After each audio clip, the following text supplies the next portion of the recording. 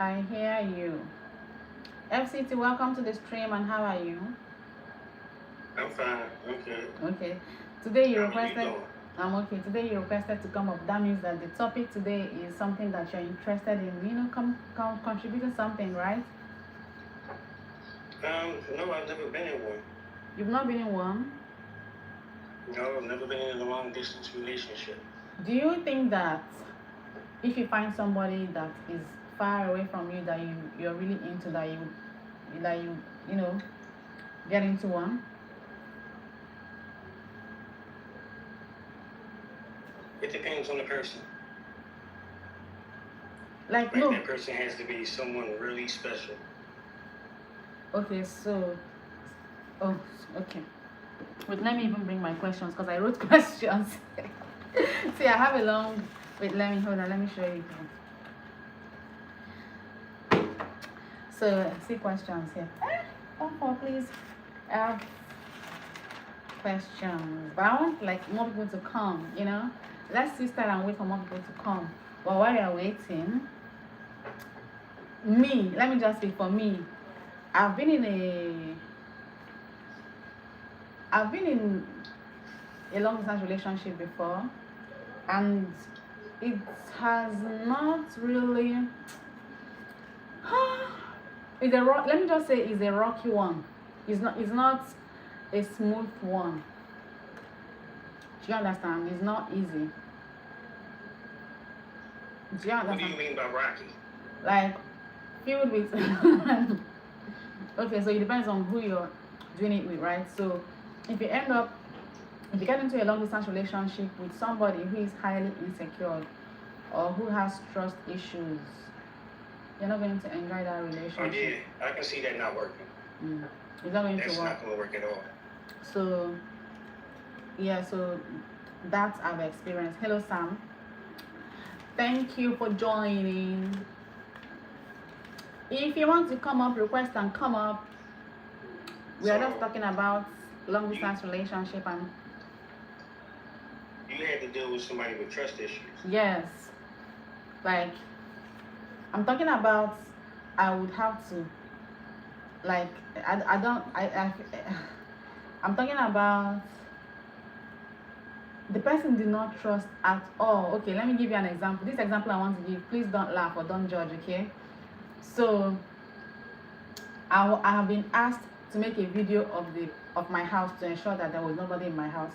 Do you understand what I'm saying? Yeah, that's a little overboard. I was mad after making that video, and I sent it to him. I did not talk to him for days, because he don't trust me well enough to make such a request. So I did not talk to him. Not talk to that person. So he didn't talk to you? He was trying, but I was pissed off. So you didn't talk to him? Yes. That's it? Yeah, but later on, of course, like when you're mad and then you don't want to talk. Later on, I calm down and we moved past that. Well, I mean, is that the only problem? Yeah, that's what I'm saying. It was a trust issue, yes. And then, thank you, Gino. And then also, I don't want to go deep, but yeah, when I was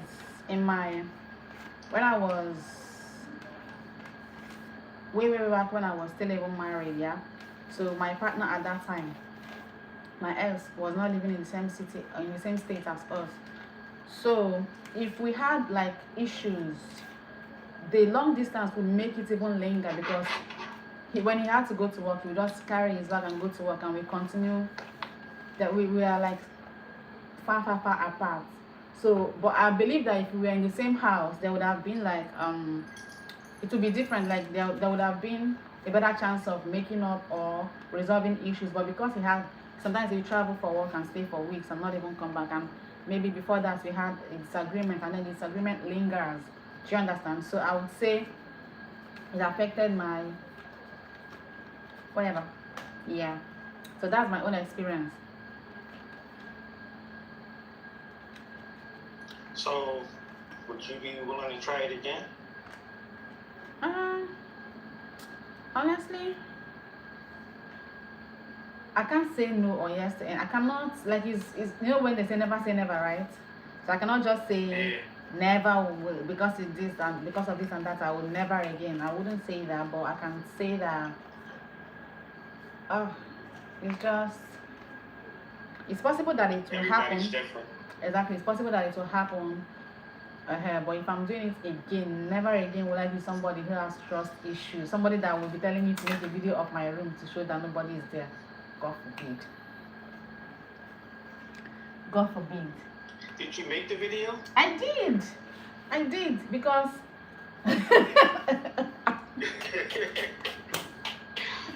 what do you mean by did you make the video? Of course I did. I did it now. If I did not do it now, I'll be called a cheat, right? So I have to do it.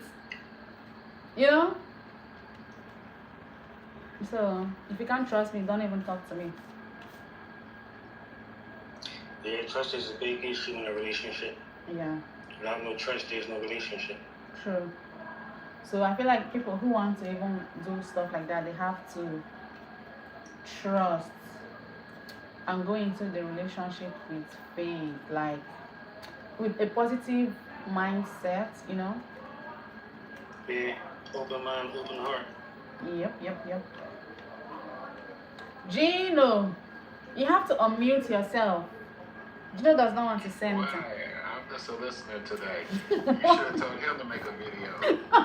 He's the one that probably got a woman in his house. I swear, like, Yeah. that was so annoying. I will never forget that. Never. I wouldn't even do it. Don't ever do anything that you're uncomfortable doing. Yeah, sometimes I please people. But, If you feel uncomfortable, don't ever do that. Yeah. Just be like, you know what? I feel uncomfortable doing that. I'm not doing that.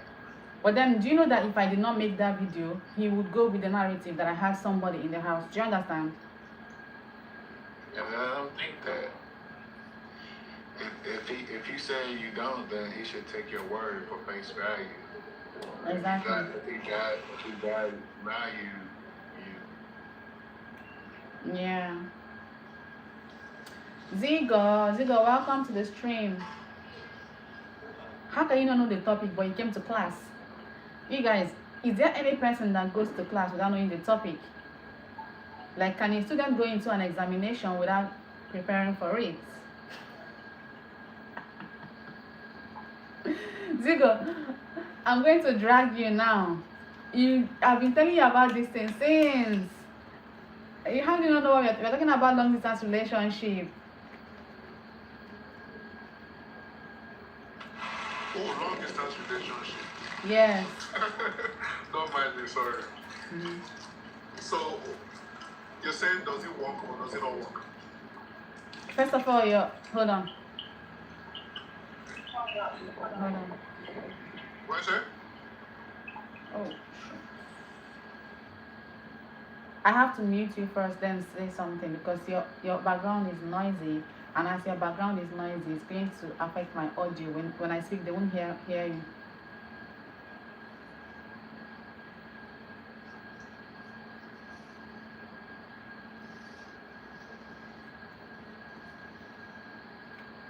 You can unmute and speak now.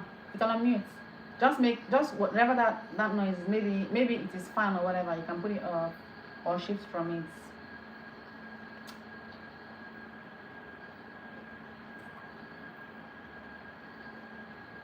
Did he go off? If you're just joining, thank you for joining. You can request to come up if you have anything to say. We're talking about long distance relationship. Okay, we're talking about long distance relationship tips. If you've ever been in any relationship that that was long distance, you can come up and tell us your experience. Was it a good one?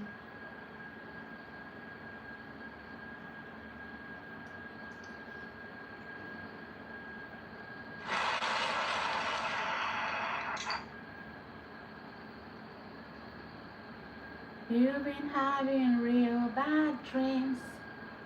I brought drink. Let me take a sip of my drink. I'm going to take a sip of my drink.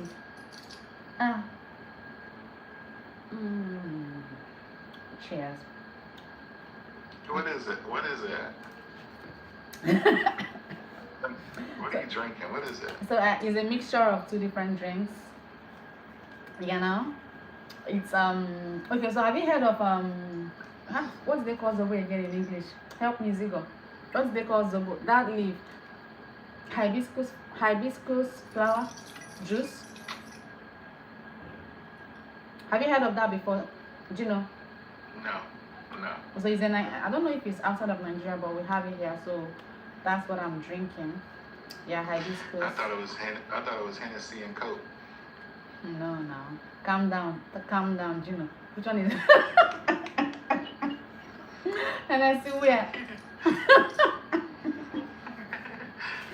No, I don't have Hennessy in my house, please.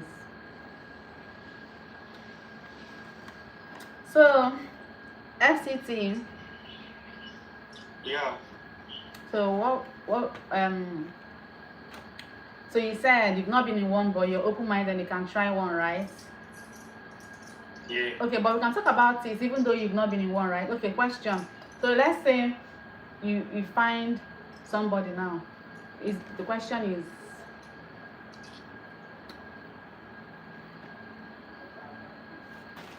when the relationship becomes serious, when a long distance relationship starts becoming serious, people have been talking for a while, should one person move to get closer to the other person, right? And if that has to happen, who has to make that move? Is it automatically the woman that just quits her job and packs up her thing to move, or the person with the smaller, is there any such thing as the smaller job or whatever? So it's like 2-in-1 question. When a relationship starts getting serious, should one person move to get closer to the other partner? And if that has to happen, who should make that move? That would be a heavy compromise. It all depends on, because one person might be giving up more than the other person. Yeah. You know, as far as infrastructure. Yeah. Right there. Mm-hmm. So that would be a very hard compromise for both. Okay.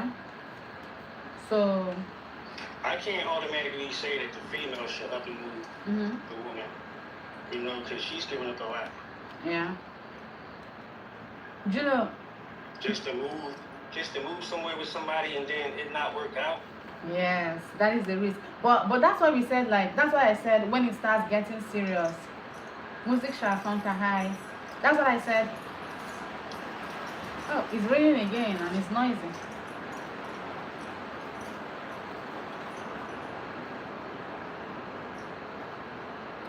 So that's why I said when it starts getting serious. When it gets serious is when maybe you're engaged to her already, ready to marry her. So that means somebody has to move. Yeah. Okay. But I can't sit here and tell you who should move.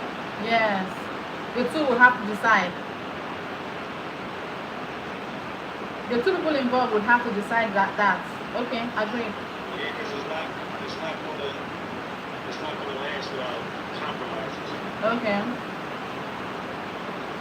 Gino, will you move to Nigeria?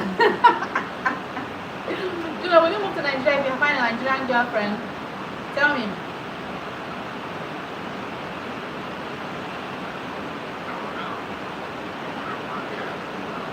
Okay. So, but would you ever move? I'm not gonna, even if it's not Nigeria, would you move for a woman though?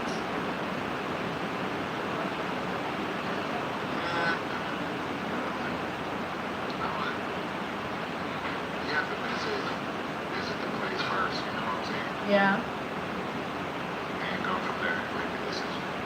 Okay. Got you.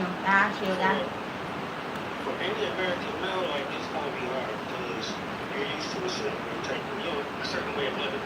Okay. You feel me? Yeah. Over here, we have jobs. Okay. You go to another country, the job market might not be that good. Exactly. Yeah. That's what I'm saying. True. For a Nigerian, you shouldn't move to Africa because it's gonna be tough for you to leave your job in the US paying you up to thousands of dollars in a month to come to Nigeria and be receiving peanuts. So it doesn't make sense. Yeah, maybe $100 something like that. Yes, yes. So in that case, the woman should automatically move.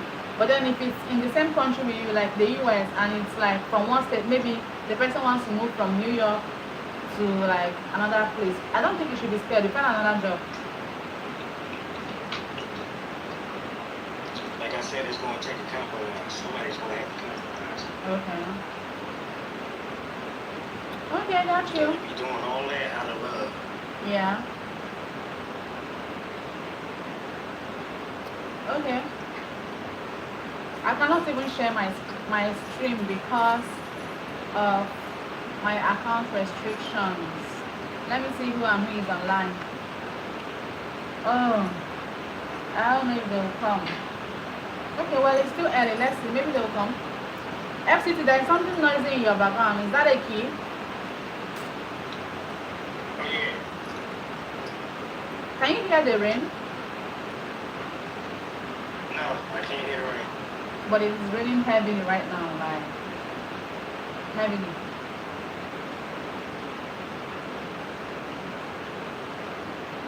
You've been having real bad dreams. Ooh, ooh. Well, let me do a test run. Well, I don't like this one. This one is too in your face. In your face. Let me change it to the other one.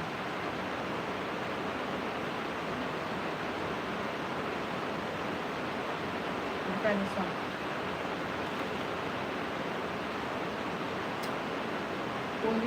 What things? Okay, another question ahead before other people come. So, what fun things should long distance couples do to keep it fun, to keep it, to spice things up, so it doesn't get boring? Apart from phone calls, what else can people do over the phone that is considered fun?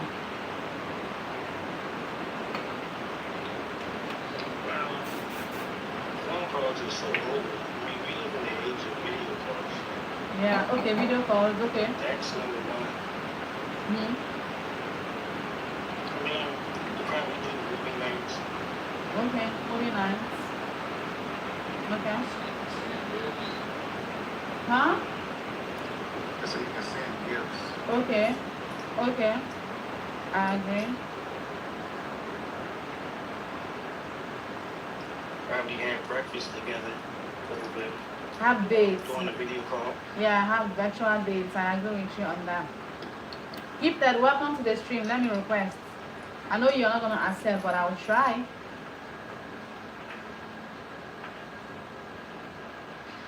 Hi, Devin. I don't know how to say your name, but hi to you, and how are you?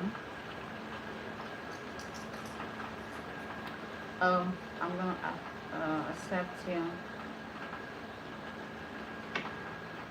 Hello, and thank you for joining. How are you? Yeah, I'm good. It's Devin. Devin. Okay. Yeah, it's Devin, like how you say with an I, but just I got two E's. So. Okay. Where are you Devin. from? Where are you from? I'm from Georgia. Georgia. Okay. Yeah. I'm a Nigerian. Welcome to the stream. So, did you hear what we were talking about when you joined? From Nigeria? Yes, I'm from Nigeria, yes. Oh, wow. I just want to say you look very beautiful today. Thank you. Yes. So, we're talking about an interesting topic. We're talking about long distance relationship. Do you have any experience? I do, actually. Thank you. Yeah. What? I had one when I was younger. I think I was about maybe like 18, 17 or 18. I had a long distance relationship. And I remember I seen that you said like what are some things to keep the relationship kind of spicy, like Yeah. I guess. Now we used to back then. I don't know if you remember Ubu, but Ubu was like a video chat kind of deal. But yeah, we used to video chat each other all the time. Okay. So even though we was long distance, as soon as I got out of school, you know, I hit her up on a video, and we just talking about each other's day. Okay. And yeah, we had that kind of connection where, you know, we could just talk for hours, like just about nothing. We just be talking about nothing, but we talk all day. Okay. And up until, you know, it's time to go to bed. Okay. And we just do the same thing the next day. Okay. So question. Yeah. What do you think about asking your long distance? What do you think about asking your long distance? Can you hear me? Yeah, I hear you. Yeah. Okay. Can you what do you think about asking your long distance girlfriend or wife or boyfriend to send you a nude picture or video?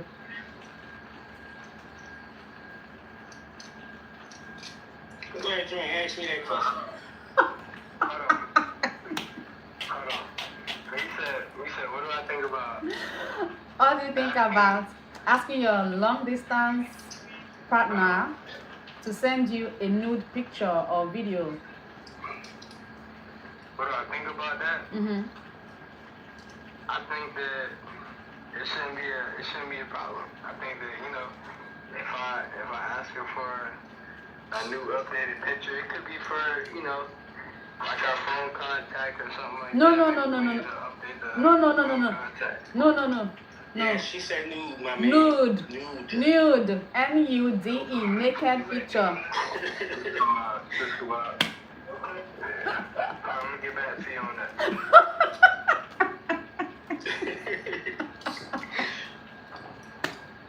Wait, what? You should know the answer to that now because it happens, right? You guys, it happens, right? I'm not just asking the question, it happens, right? FCT says Who are you asking? everybody, gifted. Is it not true that guys are asking girls to send them nude pictures because they are in long distance relationship? Is it not true? I don't do that. Okay, Gino.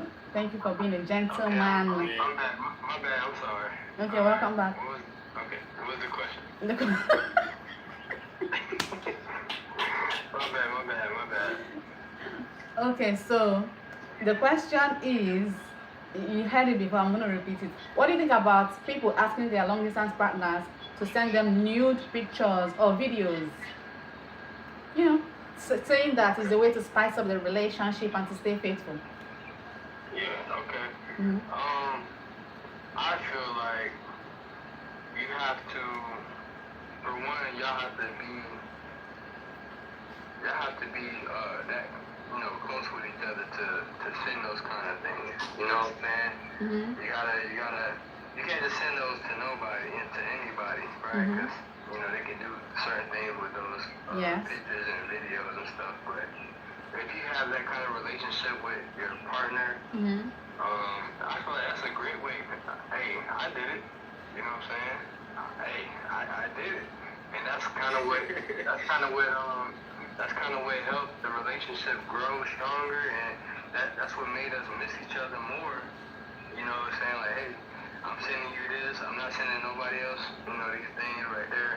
And you know, once we got together, you know what I'm saying? Like, we experienced all the stuff that we talked about, you know, over the phone and stuff like that. So I think that's good. I think that's a good way to keep the connection. You know, I think that's a good way to keep the relationship going. So you cannot have patience. You cannot have patience. So you cannot just hold on till people finally see each other. Then you start requesting for things. You know? Don't request it all the time. I think that's like a special occasion type thing. Like, you know, if y'all talking on the phone and, you know, y'all get to the spicy talk, you know, and then they send a little something, and then, hey, you send something back. It's like a reciprocating. Like, I send you something, you send me something. You know, y'all on the same page kind of deal. Okay, so if there must be something sent, it has to be on both sides. So you have mine, I have yours. So in case tomorrow you post mine, I post yours, right? Say what? So it's supposed to be like you have mine, I have yours, right? So in case tomorrow any problem, you post mine, I post yours, right? I would never post yours though. That's the But thing. some people are posting their ex-partners nudes out of like Yeah, maybe to I would spite. never do that. So I can't speak on that because you send that to me in confidentiality. Yeah. You know, that's a private thing. That was a thing between me and you. Yeah. It's supposed to be sacred. So I would never post it online, even if we didn't work out together. You know, broke up. I would never post that. And she would have enough respect for me to also do the same thing. I wouldn't have to worry about that. Okay. Okay, I appreciate you contributing. You just came to my live stream for the first time, and I'm really grateful that you came up and you said something. Thank you. Don't go, okay? Stay. You will enjoy the stream. Okay. Welcome, California King. You done that before? Huh? Have you done that before? I have never sat in front of, I have never Before? sent a picture of my body, no. I'm not bold enough to take that step because I am scared of the repercussion. Yes. Okay. Have you? Wait. Don't mute yourself here, Gino. Is there any picture of your D anywhere?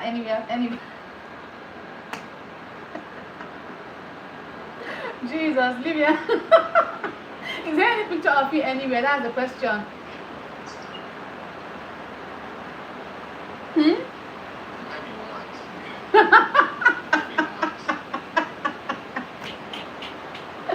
Okay. Let me get serious.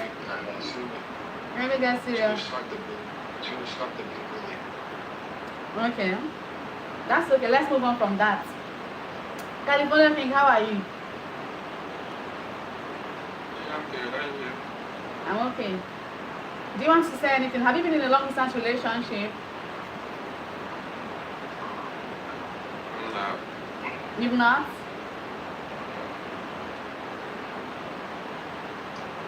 Angie, hello. You've not? We can't hear you. Are you saying? Can you hear me? Okay. How was it? What was your experience? Was it a good one?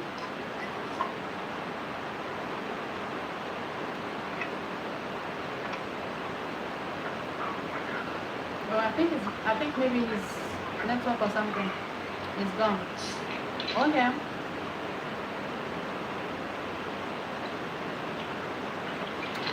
What is the topic here? We are talking about long distance relationship and the Long distance relationship. Yeah. I think it has to do with a lot of emotional maturity. when you were in a long distance relationship, what was the experience? Was it a good one? Did you feel single? Sometimes you can be in a long distance relationship and then you feel single at night when it's cold. I didn't get to what you said. What was the experience when you were in a long distance relationship? Because you've been in one before, right? Yes. I've been. You know, it's an individual difference. Okay.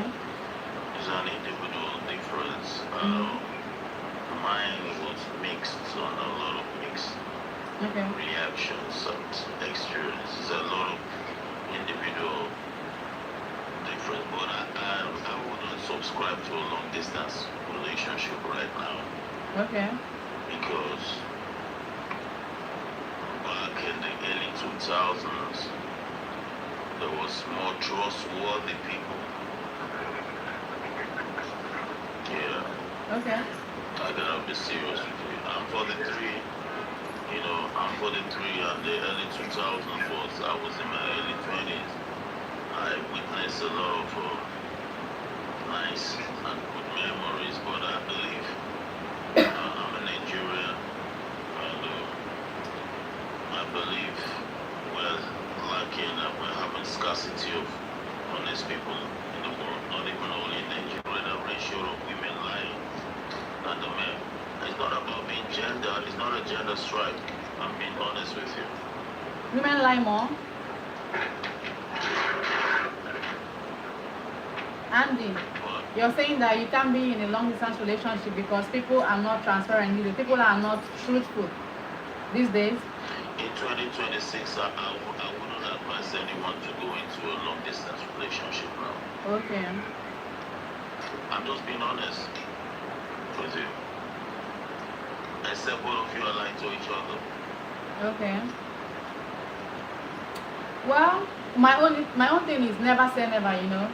But I know it's very tough. I know it is very tough. Distance will test your love and all of that. So it takes the two of you. You people have to put in effort to make it work. If you people are not putting in effort, it will fail. No joke. You see, there's a city called Lagos in Nigeria. Mm-hmm. I think that's where you live. There's a lot of decay, because Nigerians, we are trying to Americanize everything, and the Americans are not happy with the standard of their society, because America is yes, he has to be able to meet up with you. That's right, gifted. America being the example of the rest of the world, the free world, is not living up to expectation. They are not what they used to be. So the America we are copying is not the America we should copy. We are talking about moral value. You know, we are talking about a sane society. Something happened last month in Nigeria and it trend both on X, IG, TikTok, YouTube, and the rest of it. I remember, I guess you heard the news where a popular musician slept with a well-known television presenter. His wife was slept with the presenter's wife, and the women celebrated what the woman did for her immoral acts, being a legally married wife, sleeping, cheating on her husband with a non-musician, all in the name of getting back to the man, because they said the man has been cheating and everything, and there's a lot of gender strife, feminists and whatever they have it. So because of this moral decay, and because of the standard in the society, because you might not have the bad intentions at the beginning of the long distance relationship, and your friend walks up to you and tells you, convinces you, do you know what the guy is doing over there? Do you know if he is with somebody else? Come on, girl, let's go party. You know? I think that you should be optimistic instead, Andy. What? I think that you're already, like the way that your mind is right now is that when you want to date somebody long distance, you already have these things in your mind, expecting it to fail. I don't move like that. No, listen, let me tell you, I have to be very honest with you, you know? And I'm telling you, I'm bringing up all the ingredients that I have at hand. That's why I am saying the long distance relationship of 2026 is not the same long distance relationship of the early 2000s. They are not the same. Okay, yeah, times have changed. Back in the days, a soldier can leave the wife and go to work. Back in the days, you can meet a woman on Facebook. She lives in Australia, you live in Africa, Nigeria, and you fall in love, you get married. These days, it's not like that. Somebody's cheating. I'm not saying all, but a high percentage. Okay, got you, Andy. Got you. So, I would, okay, I'm listening. I was gonna say, I agree with him. You know, it's definitely not the same as it used to be. Yeah. You know, meeting somebody online back then in the early 2000s is definitely not the same as meeting somebody online these days. I feel like just love in general. You know, treating people well and taking them out and spending quality time. It's not the same. Nowadays we've got all these, the phones. You know, you go out to eat or go out to a social event, everybody's inside of their phones and not really paying attention to what's going on around them. You know, they're more concerned on, you know, what's going on in their phones, social media. Mm-hmm. And I feel like social media has been a big,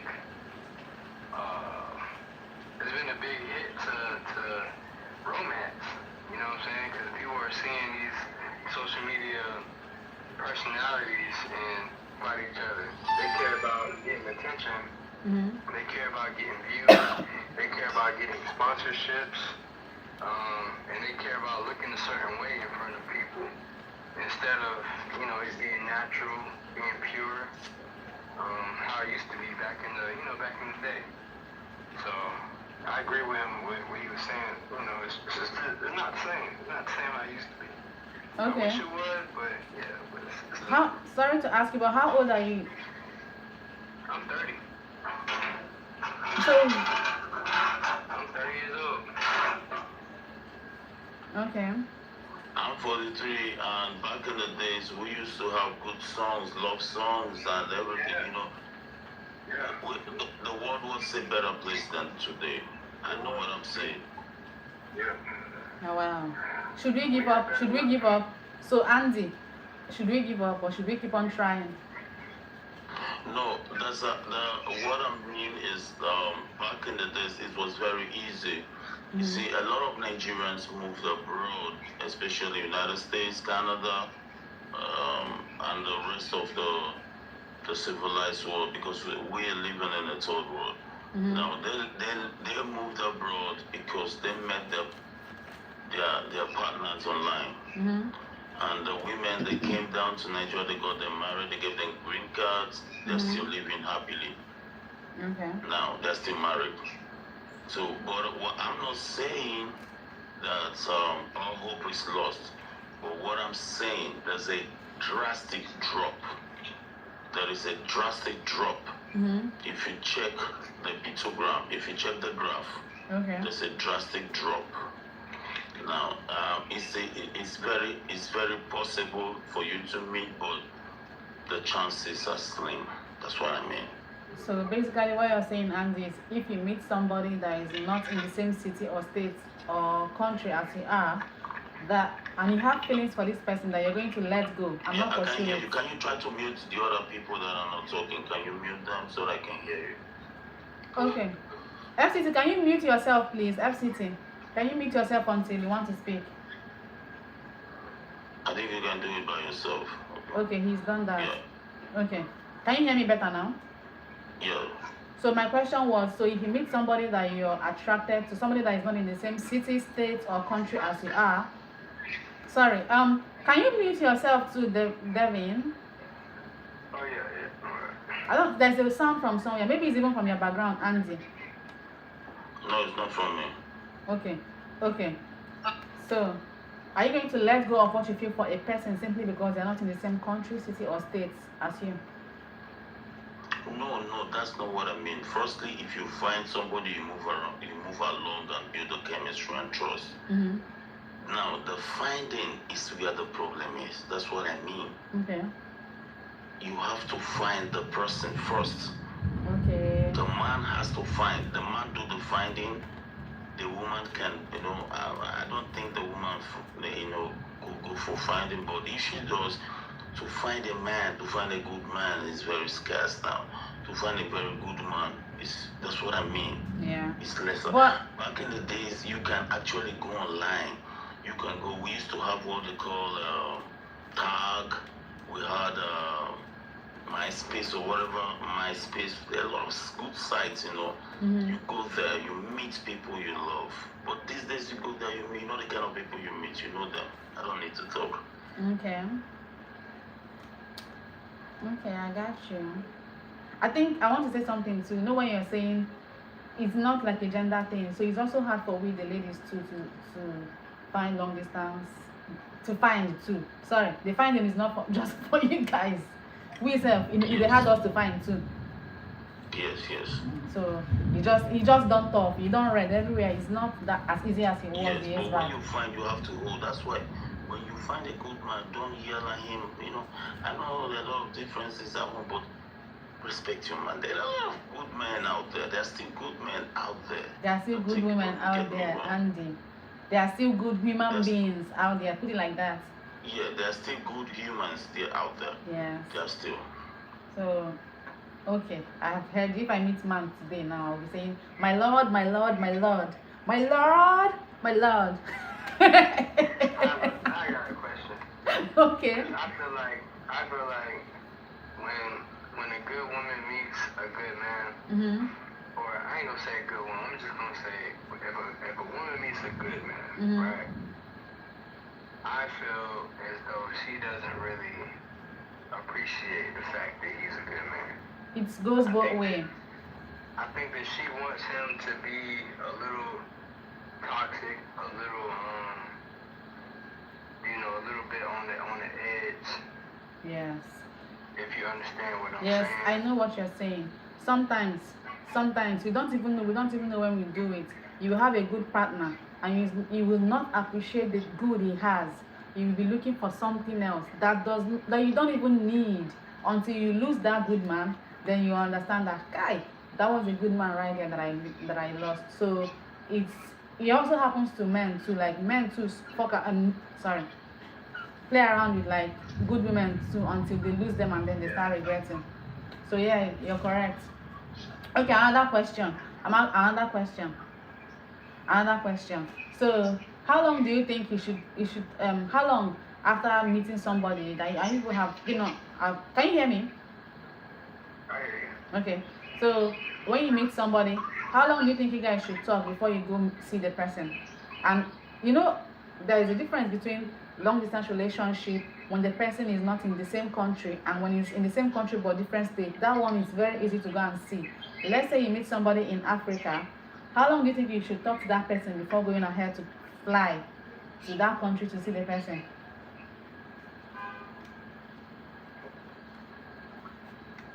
I mean, I feel like it depends on like how y'all vibe together, you know? I don't know if you ever heard about like soulmates. I don't know if you believe in a soulmate, but sometimes you might meet somebody and y'all start talking to each other. Yeah. Y'all can be from completely different areas, but y'all just understand each other on a level that nobody else understands you on, right? Yeah. And that could be your person. And I don't want to say it takes a certain amount of time. Obviously, it's not gonna be in one day, Mm-hmm. but it could be 2 weeks, it could be a month, it could be 3 months. You know, I know as for guys, we like to test a couple of things. You know, we got to test out, make sure that you're the right person, or sometimes most of the time. But Okay. Please don't say that, Mr. Al. Please I don't. was about to say like. Some men don't think like that. Don't do that. Don't. Let's say some. Yeah, some men. Yeah, it varies, man. Like, Because at our age, it's about the mind. For me, anyway. Right. I mean, that could come, after, but when you're really looking for someone, it has to be their mind. You have to look at a woman's mind, her attitude, how she carries herself. It's more than just test driving somebody. Okay. yeah, that's what I'm Some saying. men Like, might think like some men, like when you say that, let's say some men, because when we talk about men, a man will say me. All men don't think the same, just like all women don't think the same. If that makes sense, what I'm saying. no, yeah. I misspoke. Like when you say something about a man, let's say some men would like to test drive. You know what I'm saying? Yeah. You know what I'm saying? Yeah, I misspoke on it. Because when a man tells a woman something and say men do this or men do that, she's gonna think that all men are thinking the same when a man tells her that, and then she got her guard up after that. You see what I'm saying? That's right. He just wants to poke you. That's it. He ain't here for Every man. And now she's gonna feel differently. Yeah, there we go. I appreciate that, bro. Appreciate No, that. I appreciate you checking me on that. I misspoke. I ain't even realize. It wasn't really a check. We, us as black men, we need to start communicating better so we can understand each other better. It ain't about, you know, I'm trying to put you down or check you or nothing like that. We all educating each other right now. It's just an educational conversation. For sure. But yeah, like I was putting out there, I misspoke a little bit, but the main thing I wanted to say was, you know, when a man knows, you know, he knows. It's like y'all kind of vibe instantly. It's like a spiritual connection, but it's like it happens instantly, almost instantly. You feel like you've known that person for a long time, but you only known them for a couple, you know. Can I say something? Yeah. Can you mute yourself, please, real quick? Let me say. So, how do you differentiate I loss? can barely hear you. Yeah, that's why I told him to mute. Can you hear me now? Can you hear me? Yeah. Okay.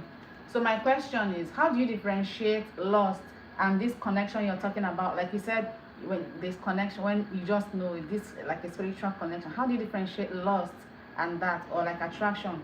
How do you differentiate that?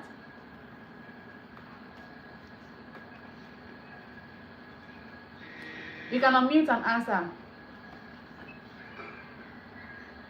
So you said how do you differentiate lust from that? Yes. So in my brain, lust is obviously you want to just sleep with the person. Yes. You find them attractive, you know, they turn you on, and you just want to get to the point, right? Yeah. But if you have someone who you're attracted to, and you don't have to feel that lust part, like, you know, obviously you know, they're attracted to you and you're attracted to them, but there's other aspects of their personality that you like and you can engage in, and it doesn't have to get to that point, and you're still interested, and they're still interested. I think that's how you differentiate it. If they just like having a conversation with you, or if they just like being in your presence, they just love to talk to you. They love the way that you look. They love the way that you smile. They like your eyebrows, the way that you did your hair that day. And vice versa. Maybe you like the way that they laugh. Maybe you like the way that you know, they walk. You know what I'm saying? Or the way that they smell. You know what I'm saying? It doesn't have to be all sexual, right? It could just be chemistry. You know? You can bypass all that stuff. Like if you block out the lust part, right, and say, okay, if I wasn't physically attracted to this person, am I attracted to this person mentally? Am I attracted to them emotionally? And what about spiritually? That's the most important part. Okay. I agree 100% on that. So that's how I feel like you can differentiate. Like if you can be around that person, you don't have to feel like you have to give them your body for you to have a good time.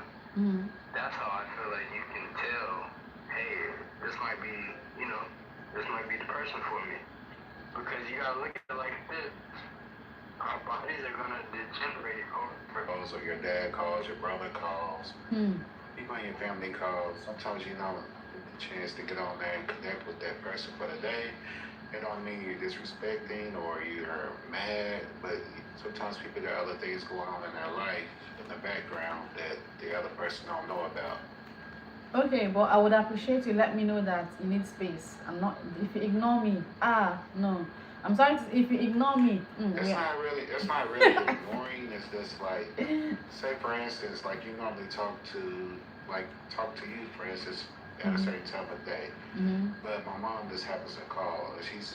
And people's moms or brothers or sisters like blah blah blah blah blah blah blah. They tell them about their day, their problems. You just don't get the time to connect with the other person. And the other person might go off live, and then you'd be like, oh, I didn't get a chance to talk to her today because something came up and I had to talk to my family member.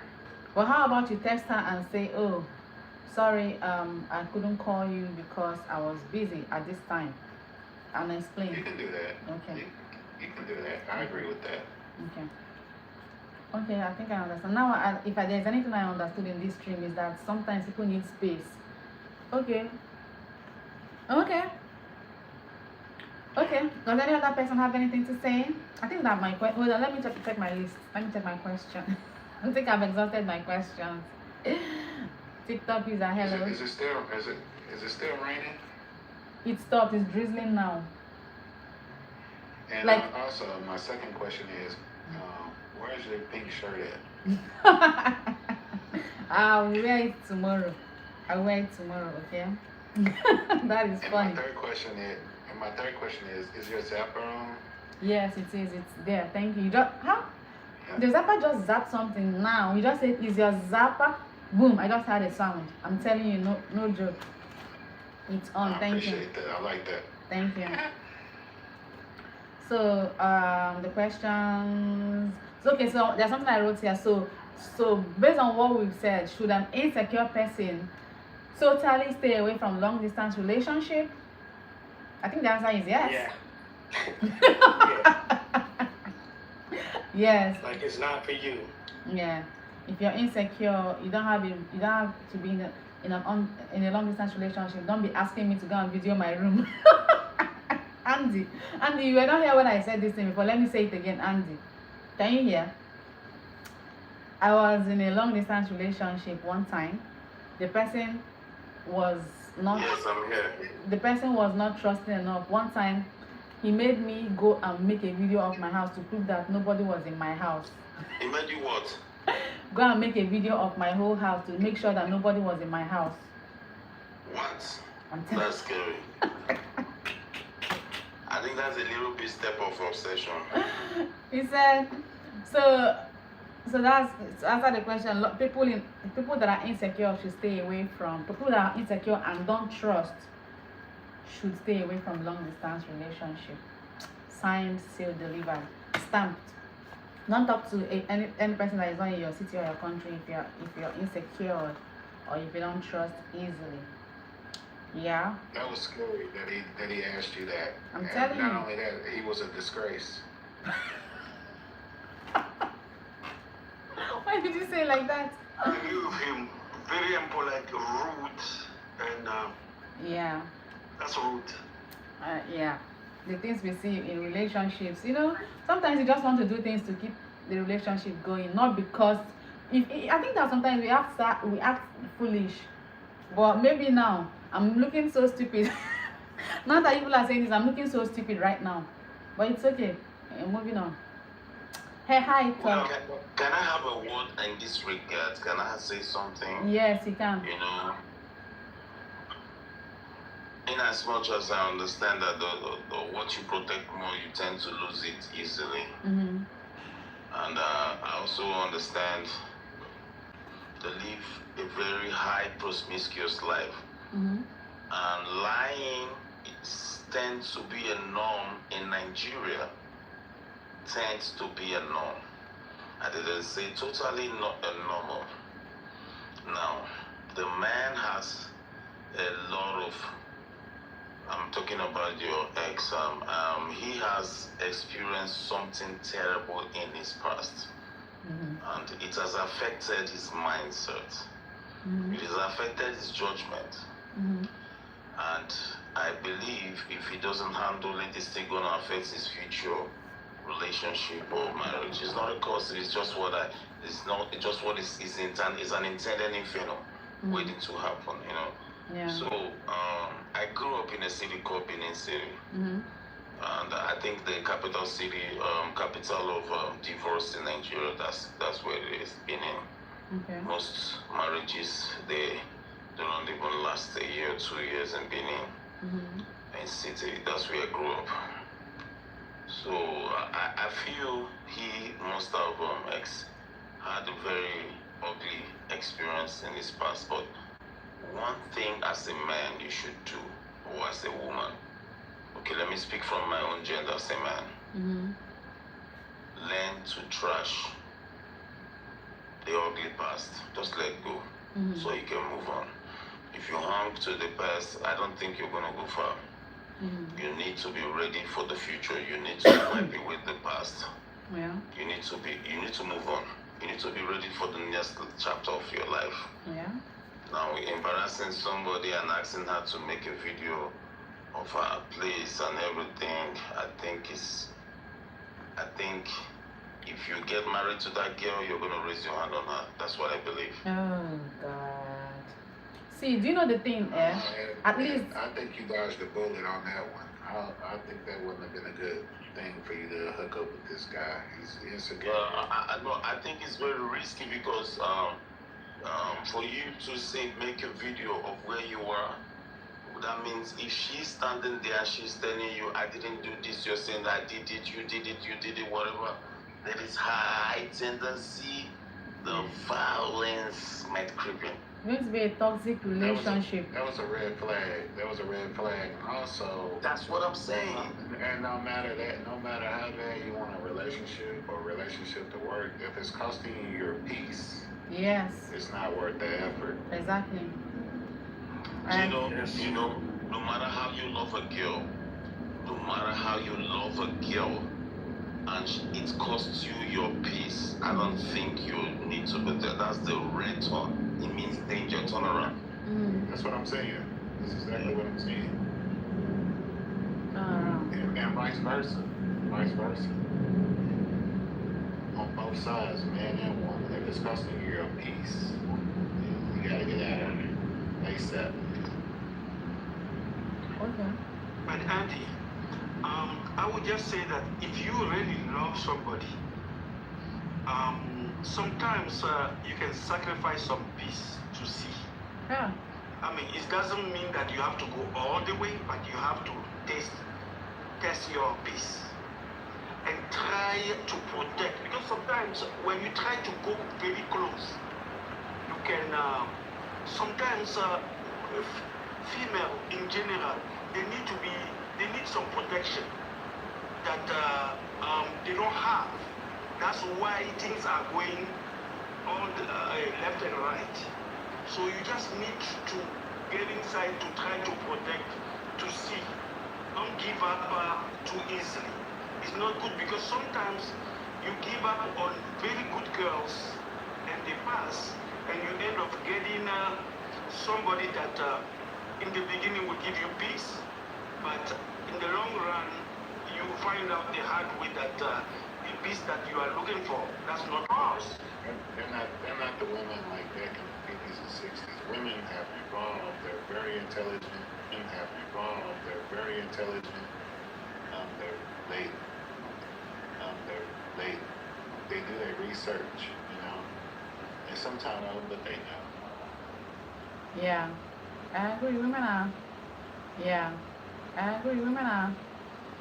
The survey even show that in relationship, men think that they are intelligent, but women out men. Yeah. The surveys show it that in relationship, women are more intelligent. Okay. So this is a little bit out of topic, but let me ask, who do you think who do you think in a relationship when they say if is it the guy that says to himself, I'm going to keep this relationship and ends up keeping it, or do you think it's the woman that will say, okay, I will make sure that I will stay with this man forever and keep it? Like, who is the person that will? Depends on who wants it. It's not about men or women at the end of the day. Like, I hate that question about man, woman, this. It all depends on, like, who wants it. Who's serious in the relationship. It's not about men. I don't believe that. I believe the woman has more power To keep it. It depends. Like I said, also depends. I've seen relationships where the man is the, what's it called? He's the one that's making all the money. And then because of that, the woman has no say, so he has all the power. It all depends. It's never going to be, the dynamic is never the same. No, that's not. No. I don't think you're narrowing in on the question. What she's saying is this. Now, when the man says it's over, is it over? Versus when the woman says it's over, is it over? That's her question. That's what she's trying to say. Yeah. Now, my answer is this: the woman actually has more high tendency to hold the home. Mm-hmm. So Andy, Majority of the time, yes. okay, so Yes, exactly. Now you get it. Yes. let me ask a question. Yes. Okay, let me ask a question. So let's say you want to break up, and you want to break up with her, and the reason for breaking up is not really cheating, not really so big, and then she starts begging and say, "Can we keep?" And she starts making effort and starts begging you. Will you accept and just okay? It's not that bad. What she did is not that bad, and she's asking and she's begging to change. So that you're saying that you will stay, right? What did she do? I didn't get that. She did not cheat. Cheating is the biggest, right? Cheating has to do with emotional damage, so it's not a good thing. It has to affect mental states and everything. So she did not cheat on you. She did not cheat on you. She did. Maybe there's a habit of hers that you don't like. You told her, "Don't do this. Don't do it." She keeps on doing it, and then you say, "Okay, I'm done. I'm not going to do it again. Leave me." Since you don't want to change, and then she starts begging. What will you do? That's where the love comes. Love suffers a lot, but love is kind. Mm-hmm. I think you need to listen to one song by Hezekiah Walker. Mm-hmm. I'm out. I'm not gonna keep on putting up with that. I have a friend. I was like 18 or 21 and maybe that. This point, no. Nobody's got time for that. Don't waste my time. Don't waste my time. I have a friend. Yes, you're right. I have a friend. He's 44 now. Okay. I think he met the girl 2022. I can't remember very well. And she was using substances. Mm-hmm. And he tried his best, and she wouldn't stop. She wouldn't stop, so he had to walk away. I don't think he has any blame there. Yeah. He tried his best, It's a justifiable reason to end. Noticed, but there's something I came to realize. You can't stay in a relationship out of pity. You understand? Mm-hmm. You can't stay in a relationship simply because you're scared of the other person's emotions. Mm-hmm. If you decide to stay because you don't want to hurt the girl's emotions, that relationship is bound to fall. And every relationship is like a ladder. The more you spend time together, the higher you're climbing that ladder. And imagine maybe on a ladder of maybe 200 steps, you fall down at the 150th step. Mm-hmm. You can just imagine the kind of damage you face. So it's always better to let go on time. Mm-hmm. Because for you to make up your mind that you don't want to be with that girl anymore, it might be that she has a habit.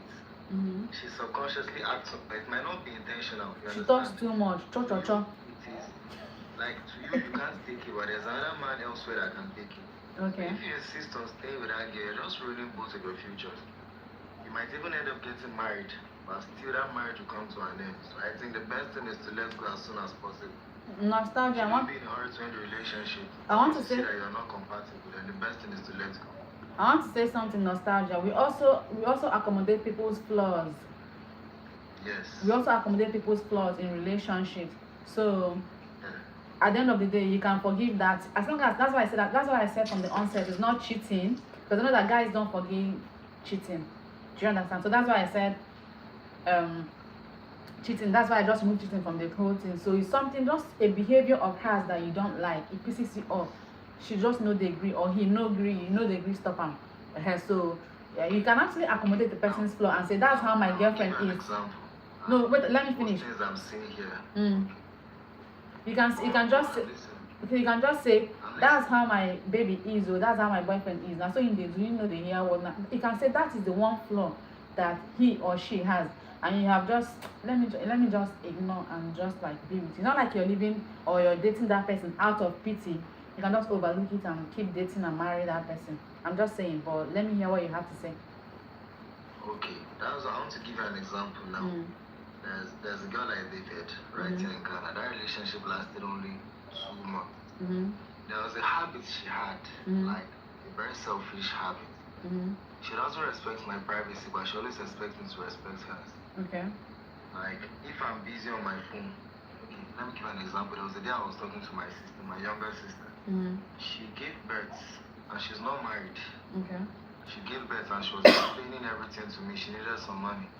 This is something personal, like it's something private.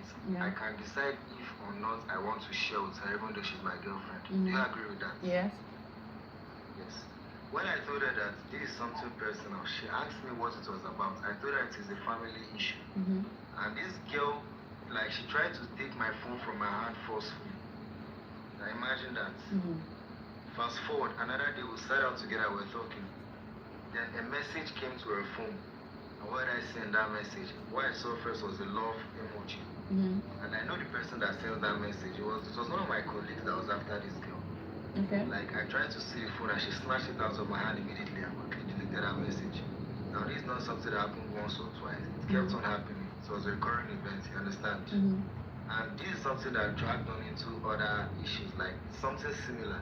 So, in that kind of case, will you advise me to keep on, No. up with that girl? No, that's not a small flaw too. The flaw is just that's what not I'm a saying. flaw. So you can't say you want to stay because of it, because that you No, no, no. She kept on telling me that if I was to break up with her, she'll be hurt and so many things. But I can't stay there because I was dying slowly. Okay, no, that's Like, I different. was getting inches away from hitting her, and I've never done that before. Mm-hmm. And I don't ever want to do it. So the best was to let her go. I don't want to expose everything, but she did something so stupid at the end, and I was like, no, I have to go. Okay. She asked me for something, I gave it to her. Mhm. Then I gave her a little for me, like, do this for me as my girlfriend, just prepare something for me. Mm-hmm. She ended up using all the money and then lied to me that like the money got stolen, her phone also got stolen, and everything was down there. I Mm. only that saw the money and everything. So what do you say about this kind of No, person? no, that's different. No, that one is not. That's not. What? When I was See, saying you're flaws. talking about characters and habits. That's No. why I give you the first. Let me give you an example of a flaw you There's some can. kind of Wait, characters you can't ignore, you can't overlook. Nostalgia. Wait. Let me give you an example before you start answering. Let me give you an example of what I'm saying. Overlook. Let's say somebody talks too much. Your wife talks too much. If people go outside, sometimes if you giving her sign, keep quiet. They talk. You just know this person likes to talk.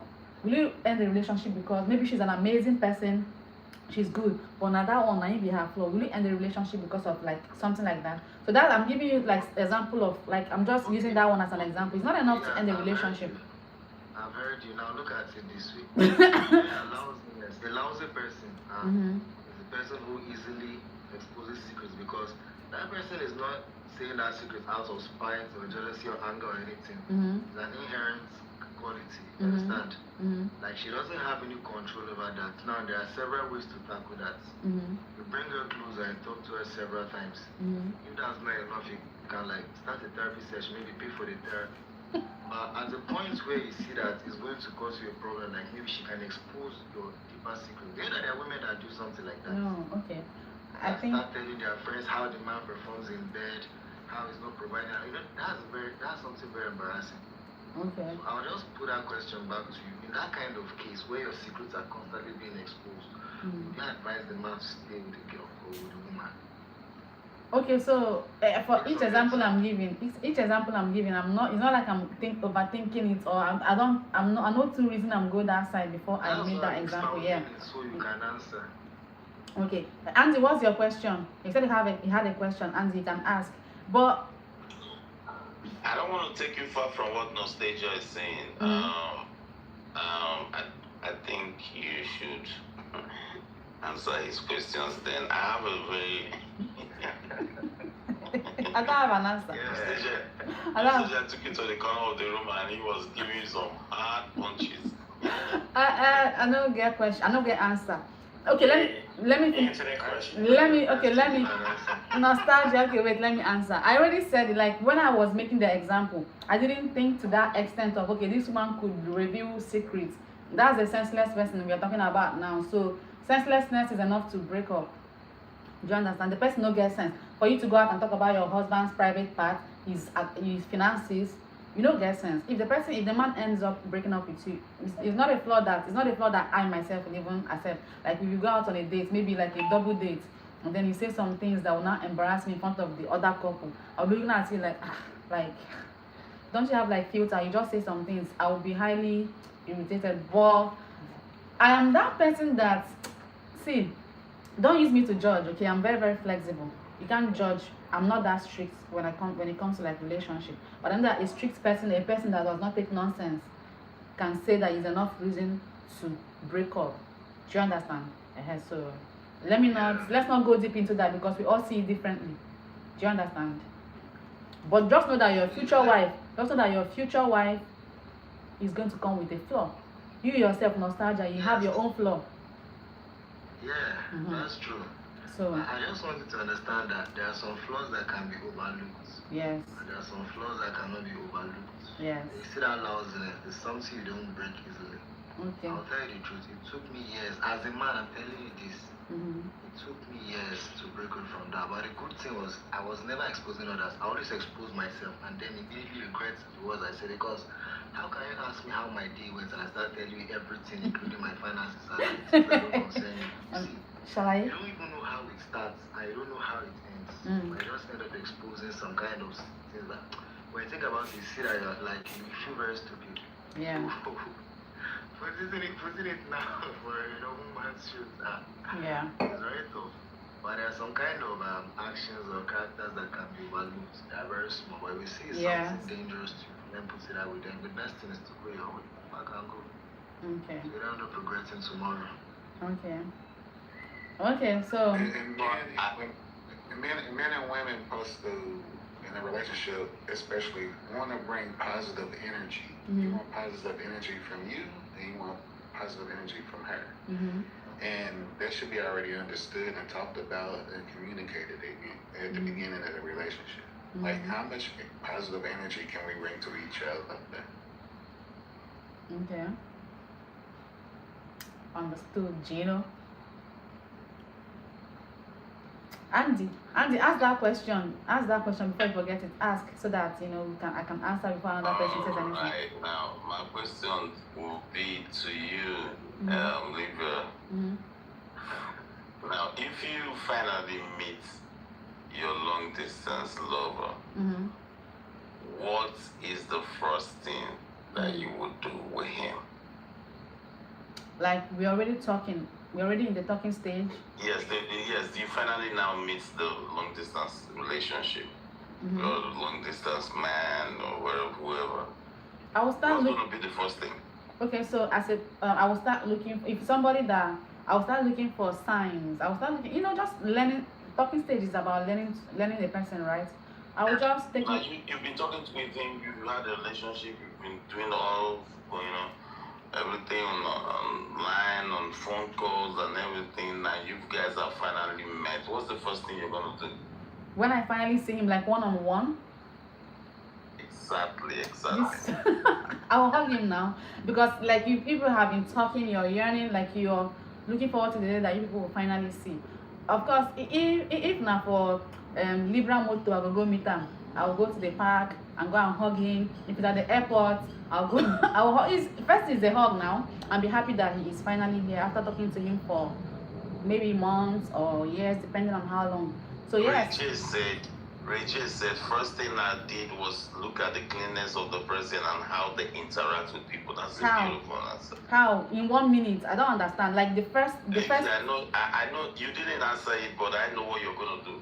The first thing you're gonna do, I know. You're gonna look at his shoe. You're gonna look at his wristwatch. No. Don't worry. See. Andy, wait. Andy, I'm not going to be looking at. I will already know how you dress before you come. I will already know your fashion sense, so I'm not expecting you to change overnight. I don't already know. Say, this my boyfriend though. This he will know the kind of things that I like. He will know now. So how will he wear ugly shoes? Please don't make me laugh. How will?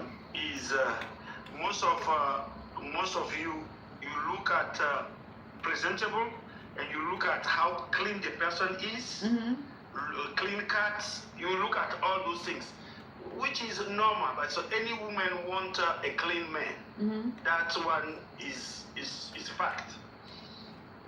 Me, to prepare for your coming, I've gone to the salon. I've made my hair. I am clean. So common sense didn't tell you that before leaving wherever that you should cut your hair, look good, smell good. Come on now. Do you need to be lectured on how to look when you're going to see your partner after how many months? Actually, for me, what I was expecting. Okay, let me answer the same question. My question by myself. Let me answer. If I get to meet her, maybe in the airport or train station or wherever she she's coming there, I'm taking her straight to a public place. Okay. I'm taking her straight to a public place. Maybe have lunch together or dinner together, and I can read her minds. You know, this is the physical meeting, the first physical meeting you have been. But why did Rodney? But Andy, what she's saying is like when you meet somebody, instead of just seeing how intelligent the person is, the person has to be presentable, clean. At least that is like telling you, okay, now I can sit down and have a conversation with this person. I want to say something. Wait, they took it there. When Andy asked me the question, I said I would hug him. The first thing I would do is to hug and welcome him, right? Then Rodney started saying that I would look at the cleanliness. What does like that's not even going to come to my mind. I will firstly hug the person, welcome, right? Then later on I will start noticing the other things. Oh, his shirt is too big. Oh, I won't notice these things people are talking about immediately. Do you understand? For me, I won't notice all these things immediately.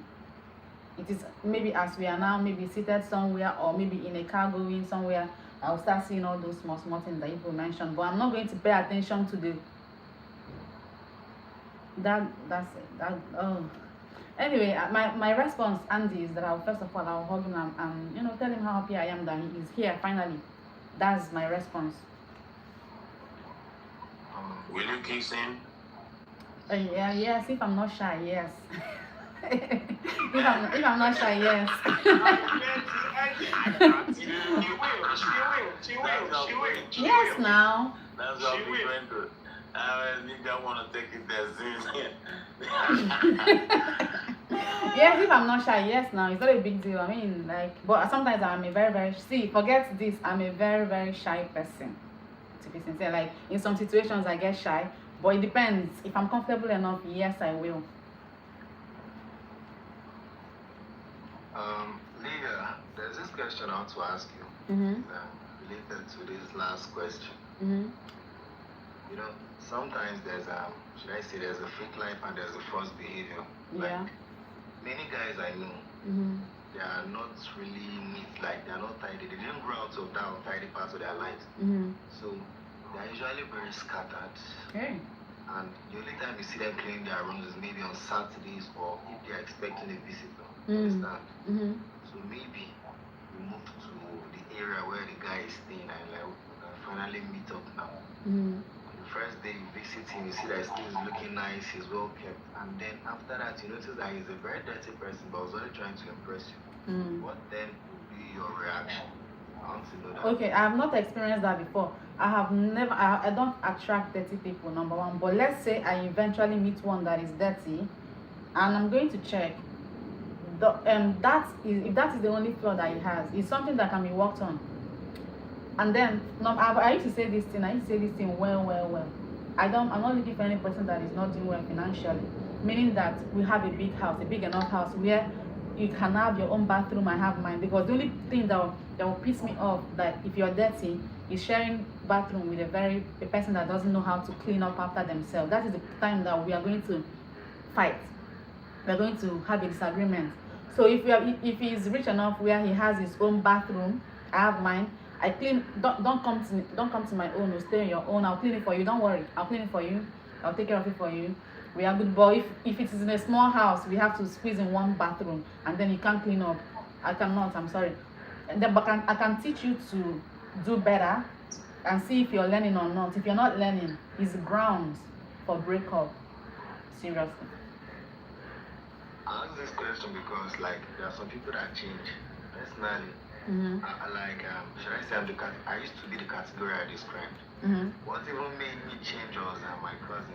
Like, I had a competition in my head when growing up. He was never competing with me, but it was like everything I wanted to be. You understand? He was neat, all handsome, and all that. And putting aside all that, I just noticed that people respected him more naturally because he's always looking neat. And I decided to apply that. Now it is almost like an OCD. It's like a disorder. Yeah. Compulsive. I always keep my environment clean, and I see that it brings me a lot of respect. But not everyone thinks that way. You understand?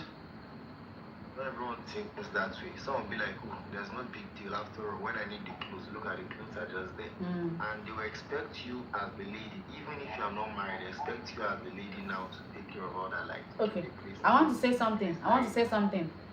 It's not a big deal to clean the. See, all these things, house chores are nothing to me. I can wake up every morning, pick up after you, do laundry, do all those things. The only one I have said is the bathroom. Oh, you people should hear me. See, if you have dirty clothes, don't worry, I'll wash it, I'll clean, I'll cook, I'll do all those ones. But don't go and use the bathroom and you not flush it, and then me and you will fight. That's disgusting. All those ones I can overlook the other ones and do the laundry. You know, tell you when to go and cut your hair. Since you don't know that you go and cut your hair, I will be teaching you now. Since I don't get boyfriend, will be my pikin. Maybe say I go to teach how to. Thank you, Gifted. But I want to ask a question before I forget, because he said something about fake life. So you've been talking to a female for a while. And then thank you. Then you finally get to see her, and you realize that she doesn't really look like the same way you used to see her in her pictures or in her videos. She doesn't look like. Thank you so much, Gifted. She doesn't look like the woman that you used to see her pictures online. Online, she has figure 8. You know, there's these apps they used to make themselves look so good. When you finally saw this girl, nothing like what you saw online. So now, what will you do? She's a good person, but she did packaging for you, and she did packaging, yeah. And then when you finally saw her, she was nothing like what you saw in pictures. What will you do? Anybody can answer. Any house that's whatever you start with whatever you start with lies will not last long, no matter how beautiful you paint it, because it's still, I'm talking for my own myself, you know. You know, I will still remember that she started with lies. Okay. Wait, let me get the question straight. Did she send another picture, or she used software or apps to maybe self? Oh, thank you, Gifted. Maybe not even intentionally. Maybe the phone she was using like sometimes camera makes us look better than we do in real life, or filter, just something makes you look better. But then when you finally saw her, she was the same picture, right? Yeah, but she wasn't looking like this when we were talking with her over the phone. When you saw her in real life, there was difference. Would you continue? Yes, I will. Okay. For me, I will. Okay. But if she used another picture, no, that one cannot work now, because I'm talking about you've talked to this person on WhatsApp, you've seen them, you know, but when you finally saw them. I've answered that. I think Reggie wants to answer. Oh, thank you, Rodney. What did I say? Yes, thank you. I was saying for real. Thank you. You can set expectations to your actions, and a lot of times, an intelligent person will follow suit. If they see that you're doing certain things, that they may appreciate that, and they will try to do those things too. Thank you, like you said, everybody isn't perfect. Everybody isn't going to do exactly what you want them to do. Yeah. But if you do it repetitively, they will pick up on those habits. If they respect you and they really care, they will pick up on those habits and start doing those things too. So that's what I want to say about that. I get exactly what you're saying. That does happen. Okay, that being said, do you flush? Do you flush after yourself, Rodney? That's the question. You know Thank what? you. When you first meet somebody, you're going to flush multiple times. When you first meet your person, you're going to flush, like, hey, then you're going to have the fan going, you probably run some water, you're going to have some music going. Oh, thank you, First meet somebody, Gifted. but all that, it will change over time, though. You will start seeing the change over time. Start getting comfortable. That being said, it's your habits, and they will pick up on your habits if they respect your relationship like that. That's true. Thank you. That's true. The effort will be there. Okay. Gifted, thank you so much for spoiling. Okay. Does anybody have anything to say? Does anybody have any? Steph. Mr. Andy had a question to ask you. Okay, yes, Andy. Then I'm Andy, interested in asking. go ahead and ask him. I'll be back real quick, okay? Andy, you wanted to ask Nostalgia a question, right?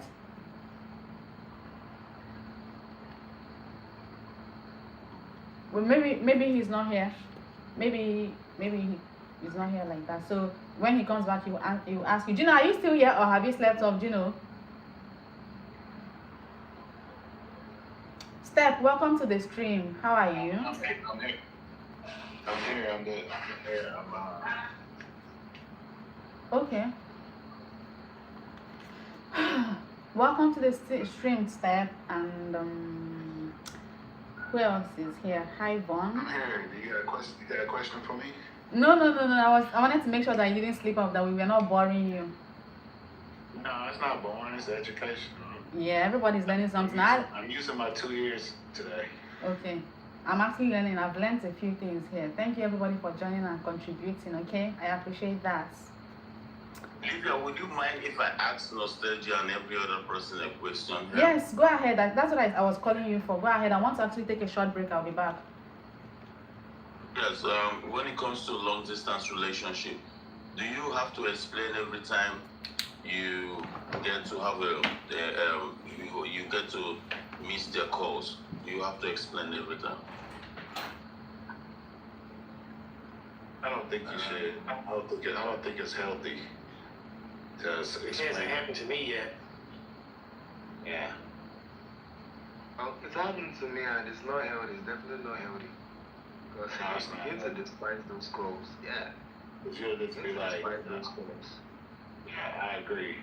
You just be like, man, what is this? Why you know? Shouldn't have to explain yourself every time. We're adults. We're not kids. Stop feeling like you're dating a detective.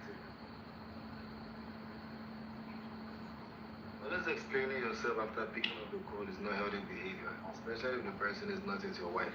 That's just a sign that this person is going to be very controlling. I agree, 100%.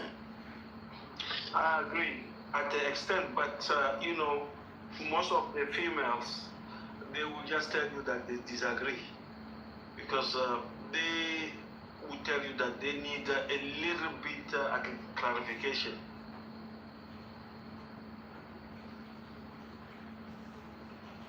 I agree with you saying on that too, but at the end of the day, it depends if the person wants to tell the truth or not, or they feel like they need to explain themselves. I mean, you could be out running an errand or doing something for a family member, and you shouldn't have to text or call and be like, oh, I'm out taking my mom to the store or something like that, you know. You shouldn't have to explain yourself for that. I agree with that, Gino. And I think a lot of that comes with what are you willing to accept when it comes to that. If you're a person that you feel like you want those type of answers or whatever, and that person isn't doing that, that might not be the person for you. Some people are willing to do that, but like I said, that it does fall into you willing to accept that or not. Some people are more busier than others. I'm a busy person. Some people got a lot more free time, but that all just depends on what you're willing to accept and respect that if that person doesn't do exactly what you want them to do, to be honest. Okay. Andy, I think I had the question, but can you ask it again? Okay, do we get to explain every time we miss their calls? Can I answer as a woman? Can I represent the women? Can I answer for the... Sure, go ahead. Okay. So for me, it is normal if I call you and you miss my call, because I'll use myself as an example. When you call me and I don't pick, when I call back, I should say, oh, sorry, I had to go do it. Sorry, I was not with my phone. Sorry, my phone was on silent. I didn't know. Sorry, I have to explain why I didn't pick your call. So meaning that when you miss my own call, you should tell me the same. I'm not going to ask you what happened. Why did you? I'm not that person, but common sense should tell you to explain. Oh, sorry, I missed your call. This was it. You can say why. I was driving, or I was in a busy place. I couldn't pick your call. Just say something. It's not hard now. What are you hiding, Andy? What are you hiding that you don't want to say why Ha. I think am I doing too much? They said you shouldn't always explain. Sometimes just get on with the conversation. No, that falls into what I'm saying. If you set an expectation like that and that's not what you are receiving, then it's on you to make a decision if you want to keep that going or not. Trying to change somebody, that's the biggest thing. Trying to change someone to what you want over a long distance, that's really difficult, to be honest. But it's just what you accept. It's really just what you accept and what they're willing to give. Okay. Yeah, Jay. When I was what it is like at least the effort. As I'm not saying that you have to do it all the time, but the effort, some effort. Yeah, say something. Don't just. Okay. What about the one that is more annoying? Is I called you, you missed my call. For maybe you were busy. Thank you, Gita. Maybe you were busy, you missed my call.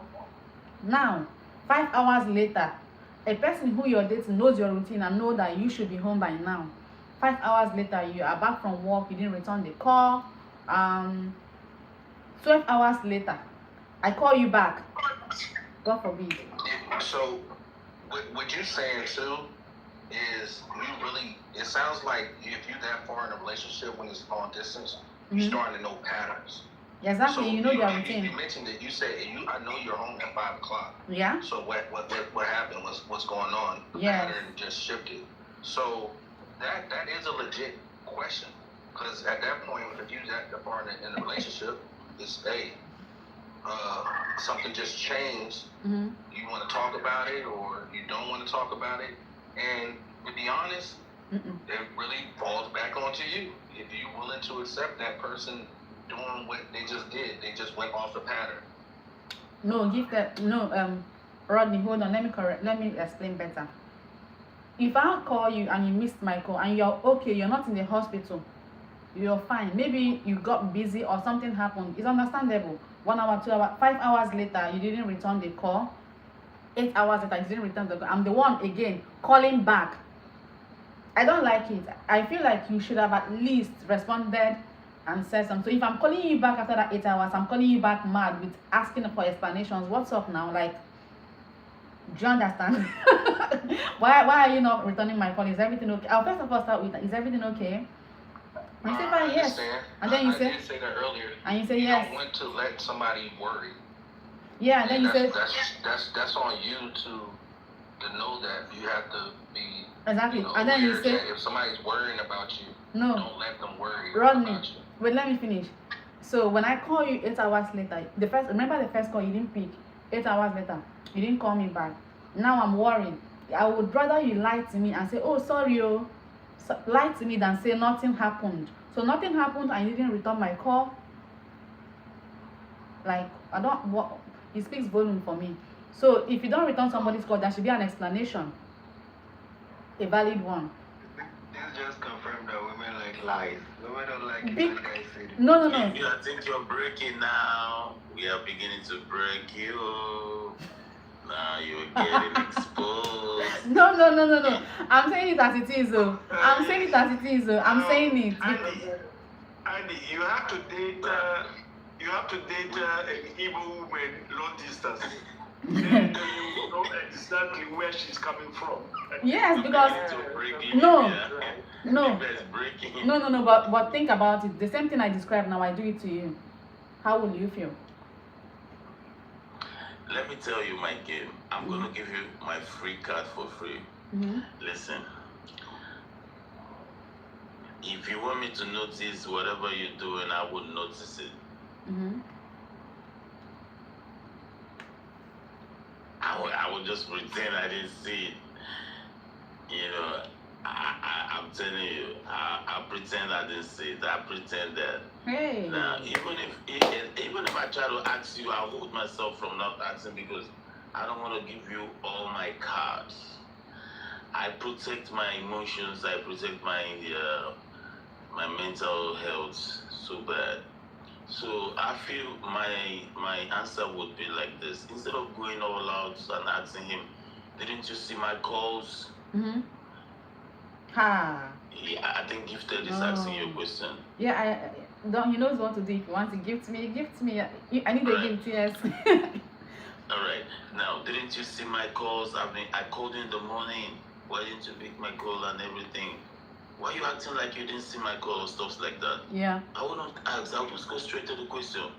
Andy, you will I'll not just go ask. straight to the message and listen. I'm the type that will say this. Listen, I'm the type that will say this. My silence, I prefer it to arguing. Okay. Wow. Thank you. Thank you, Gifted. Prefer to argue because the moment you begin to give out your cards and everything, you begin to open yourself. You Yeah, guys. because if the man keeps on explaining every time, he has a missed call from you every time. Today he explains, oh, sorry, I was, what's that? What's that? I think that's not a good sign, you know. Okay. Wow. But why would you intentionally ignore? Let's say you're not busy. What would be the reason why? Thank you, Gifted. What would be the reason why a man would not call back his girlfriend instantly? He just needs space. I'll call her later. Just not say anything and leave her to be imagining whatever. Like, what would be the reason why a man would do that? PlayStation. My PlayStation. PlayStation. I'm joking. Hey, I'm just joking. watching football. You know, people have their own time. People have their own privacy. Maybe he's not in the mood. Maybe he's busy with work. Maybe he's having a shower. Maybe he forgot. Maybe he's watching YouTube or something, you know. Or maybe he's not even in the mood to talk. Okay. Then in Nigeria, I would say he's dodging the girl to ask him money. No. I That's all. agree with what Andy's saying, because maybe you're having a bad day and it's just best for you. Exactly. Okay. Not to say anything, because Wow. it's not like he's mad or anything like that. He's Yes. it's just not a good day for him. Oh. Maybe he needs a day That's to nothing breathe. to do with it.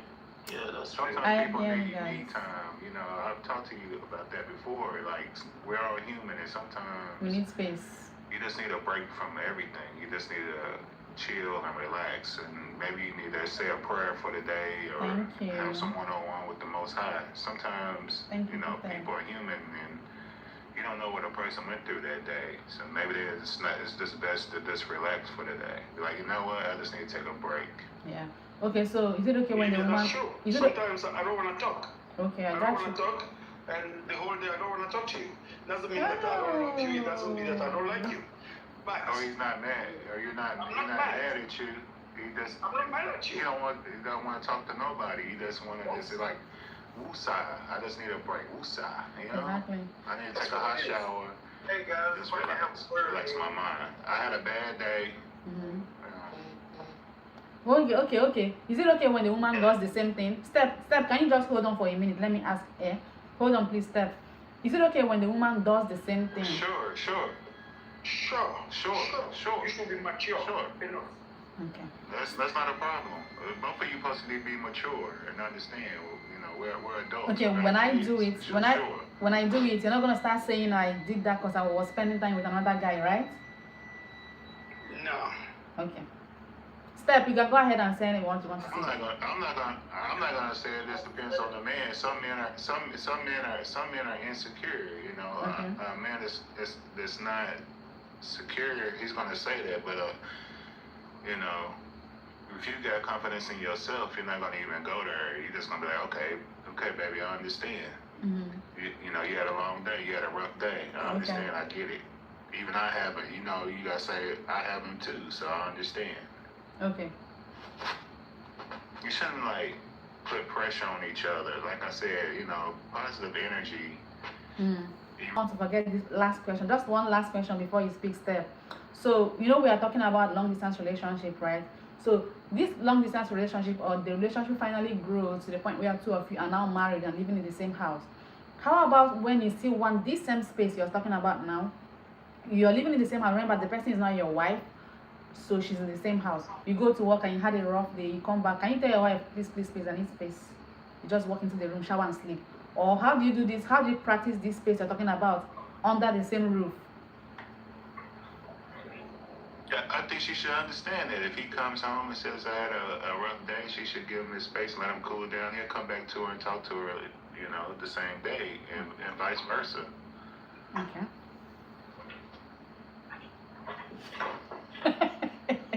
I just saw your It's all about communication. okay. I just saw your comment, Andy, and that's funny. Libya, let me explain to you, Libya. Mm. We are both Nigerians and we are both Igbos. Yeah. I'm gonna give you a very Yes.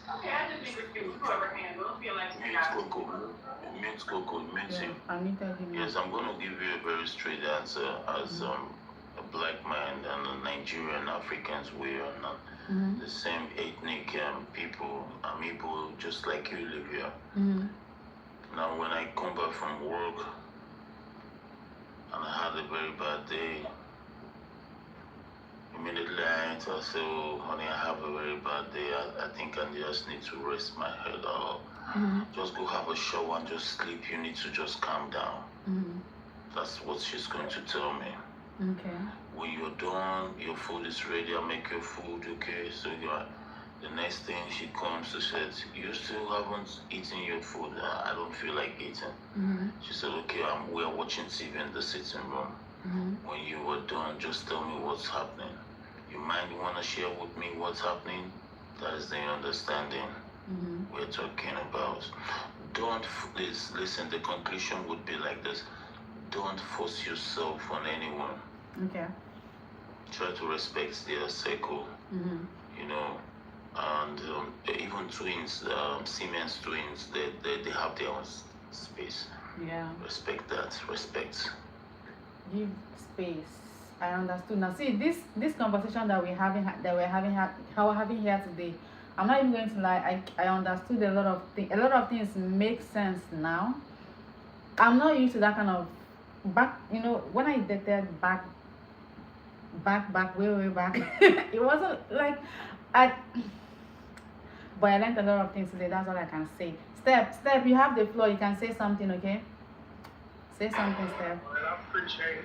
I don't like to cut people off, so I've got to get wait my turn. Yeah. On the question, we're talking about long distance. There's two key elements a relationship will have, and the most important would be communication. So I understand y'all was saying, you know, you don't have to always explain yourself, which is true, because we are the men, we are leaders, supposed to be a lot of the time. But at the same time, as a man, we have to set the standard, right, for our relationship. Because we have that authority. The woman has autonomy over her body, we have autonomy over the relationship, right? So we choose to commit to it. With that being said, me knowing a woman, she's very emotional, right? So, an occasion, I don't have to explain myself.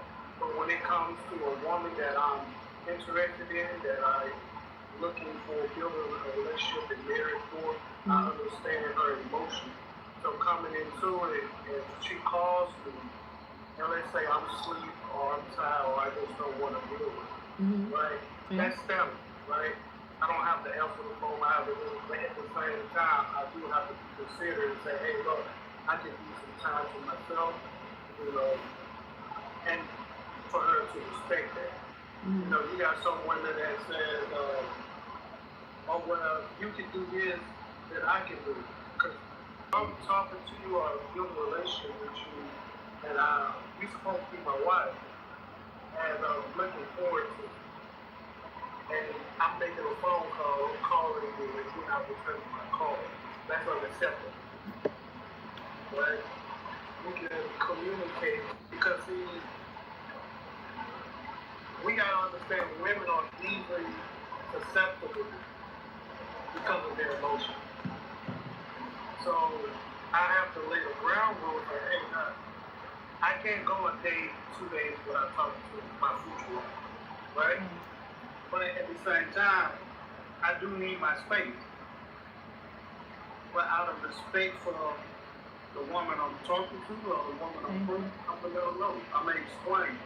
But hey, look, I was tired. I had a bad day. That's what happened. You know, and she's like, oh, what happened? I don't want to talk about it right now or something like that. And it's good because you satisfy her emotions because now she's wondering if I did something or something like that. Now you got her emotions flaring up. And then you got to understand an idle mind is a different playground. So why would I allow my woman to think evil of me? Because she got her own mindset. She got her own little demons, right? So she, oh, he over there doing so. You don't want to answer my phone call, right? So nah, I think it's out of respect.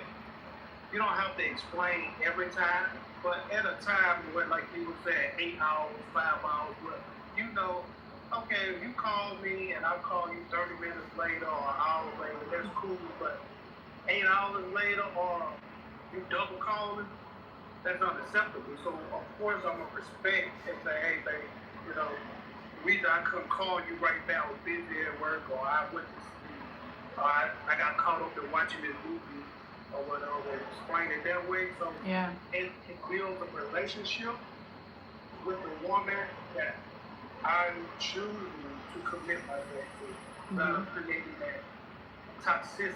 Because I don't play games. And I test women all the time. You know, I'll stop calling just to see how they move. You know, for real. If they can go 3-4 days without talking to me, I'm like, nah, you ain't no wife. Because ain't no way a woman can go 3-4 days without talking to her and think it's cool. Yeah.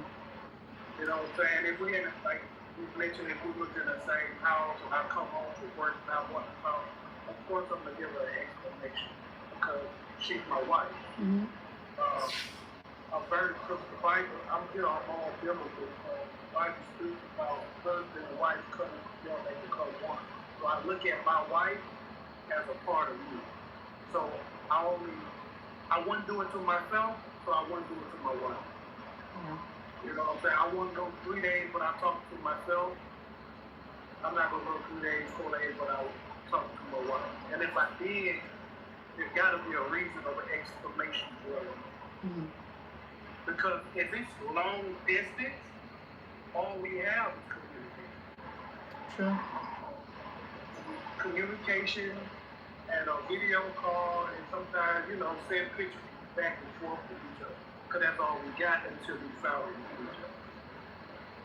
So I'm setting the foundation of the relationship in the beginning.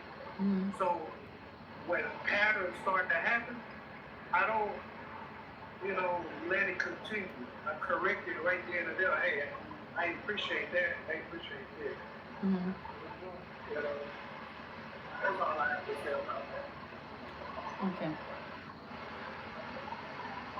Because you build a relationship, you build a partnership.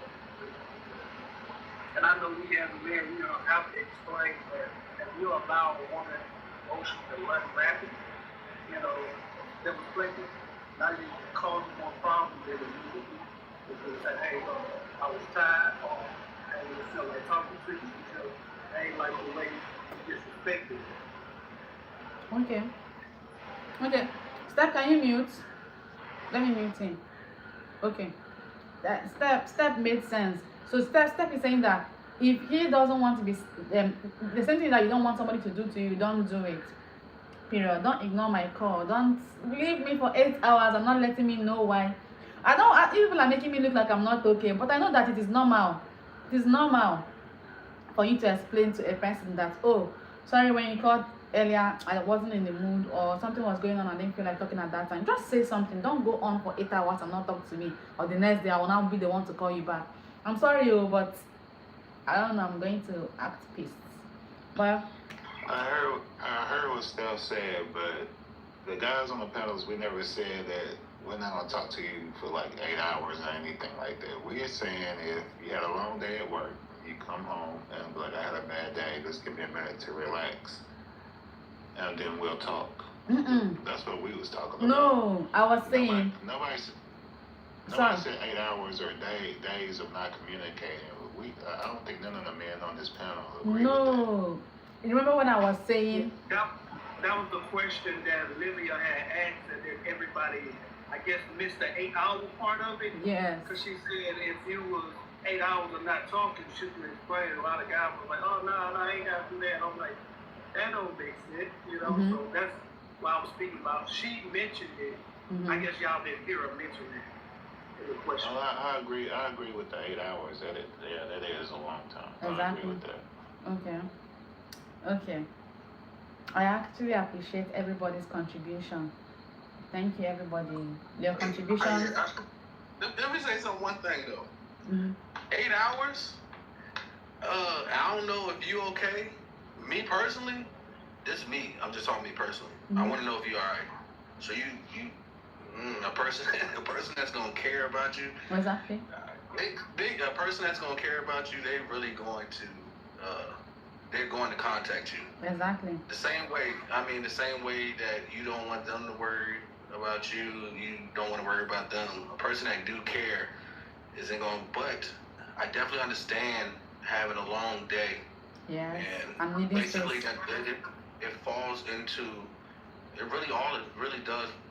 what Gino said it, everybody on the panel pretty much said it at one point in time, Mhm. just leading with love and understanding. Mhm. So if you lead with love and understand that, hey, this might be what's going on, at some point in time, that's going to be reciprocated. And then I'll tell you, hey, on Tuesday, I had a long day. You know, I wasn't in the mood. I didn't know how to tell you. And this was going on. Okay. So we are all agreeing, or all of you are saying that even when you're having a bad day, your partner isn't the one to go talk to you, but just keep to yourself, right?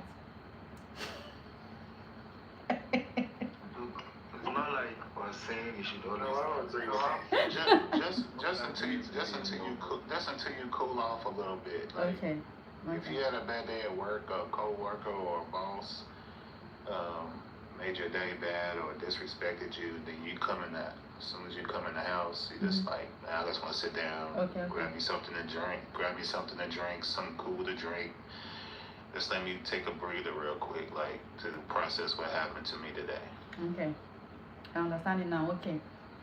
Not immediately, but you will definitely talk about it with her, but not immediately. Okay. Got that. Sure. Just give me a time to woosah, like, Okay. you know. Okay. You know, sometimes it's for the best that you keep to yourself like that, just for one small reason. Mm-hmm. If you get angry at work, you're this kind of person that do transfer aggression. Okay. So you know that if anyone needs to talk to you at that time, you end up transferring the aggression to that person. So you prefer to to yourself for the main time. Exactly. Mhm. Exactly. Okay. After everything, maybe you can call and explain what happened. Later on. Okay, there is something I want to ask now. I asked this question earlier when the house wasn't full. I don't know, maybe I should not, but let me ask. How do you guys see this whole thing about a man claiming that the long distance partner, should share naked/nude pictures with him, just to keep the relationship, to spice things up in the relationship? What do you guys think about sending Hey, Devin. I asked this question earlier. Sorry. Welcome back, Devin. At our age, I don't think it's cool at our age. Yeah, you already answered. For my preparation or what? That's absurd. This is way people. Everybody's not crazy, man.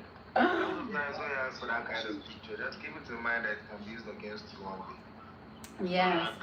That's why you should keep at the back of your mind always. Down. Okay, so Step, I want to hear what you have to say. Step is a man. Hold on, somebody's Step already. I know what Step is gonna say, but Step, what do you have to say about this like exchanging of body part pictures, slash video. For long distance, it all depends. Because if y'all are already in a full-blown relationship commitment and in marriage, and you're away from work for work purposes, if she's your wife, then that's your wife. You see what I'm saying? So it's not like I'm sending pictures back and forth to a random person I just met online. But if I just met you and I'm getting to know you, and we talking, we vibing and stuff like that, nah, it's not okay because then you start to build lust, desire. So you forget to vet a person. Now you, let me say, lusting after the person. Because now you like, oh dang, I want to see what that feels like. It would look pretty. You know what I'm saying? It throws a curveball into the relationship. Yeah. If you haven't already set that foundation. Because now because what most people do, even long distance, short distance, you be next around the corner. What we do in relationships as humans, we don't date with intention. We date over lust. Oh, she looks good, I gotta help. Same vice versa. Or, they look at a man for money because they lusting out there, right? Yeah. And then they be shocked that the relationship failed because you build it up on something that would never stand. Yeah. Character, morals, all that stuff, that was a good thing. The Bible says a man that builds his house upon his rock, which is God, his house shall always stand. Yeah. That's the foundation. Because he said, you know what, I'm not going to take this sister up on my left. I'm going to actually see because beauty is vain. I want to see what you got to hear. Because when we get old, guess what? That beauty, your titties gonna sag, ass gonna sag, everything gonna sag, even with me, right? So what's gonna last long term is who you are as a person and as a character. What is your morals? Okay. You know what I'm saying? How does it go to raising children? But when it comes to just long distance, sending sexual pictures, nah. It caused corruption in the relationship. It diverts from purity to more than lust. And now you're trying to see her because you desire what you saw in those pictures rather than desire who she is as a person. Okay, got you, Steph. Thank you for your contribution. Rodney, what do you have to say to that? What do you think about that? Say something, Rodney. I'm pulling everybody's legs. I want to expose this. That's really important, to be honest.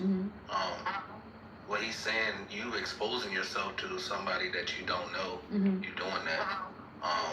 A lot of people will let you, jump off a cliff if that's what you're gonna do. But that's the way people react to that should tell you a lot, to be honest. There's a lot of people that does exactly what you're saying, that does that. But how you react to it should tell you the type of character that that person has, to be honest. But I do agree with Devin too. At this point in time, I'm 37 years old. Like we too old for that. Really too old for that. It's a lot more things that's going on in our lives that's a lot more important. And you should have that self-discipline, to be honest. Okay. So that's how I feel about that. I appreciate you contributing. Thank you. Does anybody have any question? I think I probably ran out of questions. I don't know what to ask again. Does anybody have anything to say? Not a question, but I want to make a little addition to what Steph Okay. and Jay said. Go ahead. Should I say this out of experience? I don't know. I believe most of us here might have come across some explicit and nude images and videos before, like in forms of various kinds of pornography. You understand? And then there was something I noticed, like sometimes you have that lustful or horny intention, and that's what even leads you to acquire those materials. And you think by using them to entertain yourself, like that lust to subside. It doesn't subside, instead it increases. Like trying to quench a fire with gas or petrol, you understand? So even if you have to ask a lady for a nude picture, I know that even some ladies too do ask men, Are you aware of that? Okay. Ladies, some ladies ask men. Yes. Oh wow. Yes. Someone has asked me before. So, if Jesus. Okay. my point is, if like maybe you do get someone that consents and the person sends it to you, like I said, just to continue one step said, it's not going to help you in any way. So just feel that desire more. Like, even if you don't get to meet that person at that time, you end up looking for a substitute. You understand? Yeah. Someone is like, I used to quench that desire, and at the end of the day, it will be, should I say, the image of the person who sent you that picture that remain in your mind. So Yeah. that doesn't help in any way. It doesn't help sustain any relationship. Yeah. It doesn't help build any relationship. If not anything, it even leads you to become unfaithful. Yeah. You understand? So the best thing is, if you want to keep to yourself, be virtuous, don't cheat. And if you want to cheat, go on out and cheat. You understand? But those nude pictures do not help in any way. That's what I want to say right now. Okay, thank you. I would say I agree with you, but in the case of the only way, seeing a nude picture would much reasonable is between a husband and a wife, because the only person you can desire is her. So if she's my wife and I'm far away that I can't get to her, I'm like, hey, baby, so I forgot what it looked like, you know what I'm saying? Type thing. But, that's between a husband and a wife, because a woman's body is supposed to be for her husband. Steph, I want to say something. We have very spiteful and vengeful exes. I'm telling you that the person that was once with me, if he had anything to share, he would share it because he is still boiling wherever he is. So I would not even share with any husband. The only thing that will happen is going to happen in person. I'm not sharing with any husband, I'm sorry. Well, let me talk to you about that. Yeah. That goes to what I was talking about in the beginning, to set that foundation. Because how a guy starts it in the beginning is how he's going to end it at the end, right? So in the beginning, we don't vet a person for his character. We mostly look at the beauty, of a woman, and or some women that is emotional, how he makes her feel. Yeah. Right? So in that case, I'm pretty sure when you met your husband, you didn't vet him as thoroughly as his character as a person. Because a person's gonna show you who they are. Sometimes we don't like to believe that because we have that lustful desire.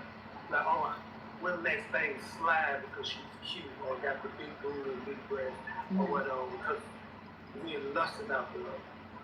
Right? Yeah. And then we act surprised when the end of the relationship, she posting all your most secrets online. You see what I'm saying? You like, what you expect? And the same vice as a man. If a man, first thing he does is want to be intimate with you, he just met you. Because most guys, they do it all the time. They want to send the DP and stuff like that to a girl they just met. That just lets you know what type of character he is.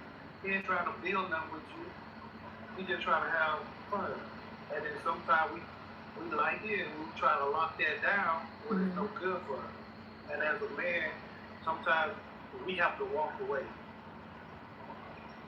So that's why I was saying, if you do things the right way and you vet a man for his character and not for his looks and his pocket, you won't run into a lot of those problems that majority of women have.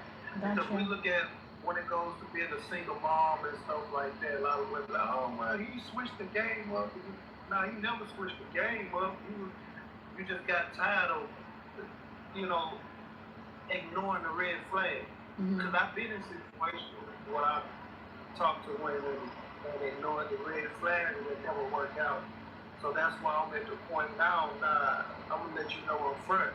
Hey, cut that out. We ain't doing that. And if she ain't rocking with me because I have standards, that I have morals, that I honor my body and hers, yeah. Okay. Well, like I was saying at the beginning of the discussion, every man is different, you know? Yeah, yes. And vice versa for a woman.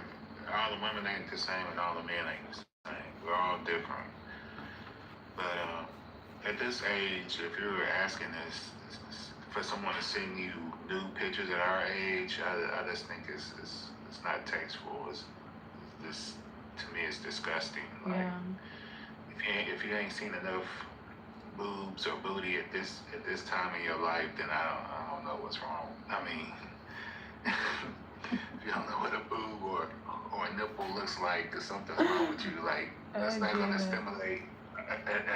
In our age, it's not gonna be like a mature man's looking for more than that. Like I said before, like, what's going on with your mind? Like, what are you thinking about? What do you want out of life? You know, what are we building together? We buying a house together. I mean, these are conversations at this point we should be having. It shouldn't even be about trying to, as some of the guys are talking. Like, some of these guys talking about test driving. At this age, you talking about test driving somebody, I mean, I just think it's immature. Like, we should be talking about investments, buying a house, you know, like health questions, you know, are you getting your doctor's checkups? These are the type of conversations we should be having at this point in our lives. I mean, can you send me some of your nipple? I mean, come on. I mean, grown folks talk. We grown. Like, why are we talking like 18 years old? I mean, let's have some conversation. He's not lying. I'll prove it that lesson. Grown folks talk. So why you say it like that? Well, okay, I have you. Thank you. The point I was trying to make, like, there are some certain things you have to let go of. You understand? Some things you found interesting before, but as time goes on, you get that, like, you lose interest. I had this question before when I was younger, like, I was like, at what point or at what age do, should I say, an elderly couple, like, at what age do they lose interest in sex? You understand? I didn't have to wait long to find out. Like, to a point to see someone every day, to a point where, like, hardly get turned on by that person again. I don't know if you get my drill. Yes. At some point in life, you start valuing company, good conversation, like company. The fact that that person is in the same space with you, talking about, just having that company is more than enough. It's no longer about sex and all that. That's why, like, I don't really, this whole issue of your age, depression, and all that. I lost interest in that because, like I said, the last girl I dated, she had all of that, but she didn't let me have peace of mind. So I said, I had the same conclusion most men have, peace of mind. That's just what they need, peace of mind. So you shouldn't keep on asking for the book pictures and the rest. Now, there's no point in that because you've already had that taste, and you used to get that taste taken. So if you already felt it, what's the point of still asking to still take it? You already know that body like the back of your hand, so what's the point? Yeah. I got a question. Go ahead. Where do we find those women who are just like he was talking about, are into intuitive questions and who are looking for a partner to challenge them and to make them a better person day by day, you know? Just like they're trying to be a better person each day, how can we find somebody who is trying to be a better person day by day? Because it seems like right now people are chasing trends. They're chasing, like, the things that they see on social media. They want to copy that same thing. But, you know, for me personally, I want somebody who's, like, you know, original and who has their own, you know, their own self-worth, self-respect, and they have their own path or whatever. But I can't find somebody who's on the same kind of page that I'm on these days. Question. Like, can I ask you a question then? Yeah. Who are you? What age? Sorry, can you mute? Yeah, I mean, yeah. Okay, so at what age? You said you're 30. The people that you've been dating, how old are your exes? Like the people that you dated in the past, what were their ages?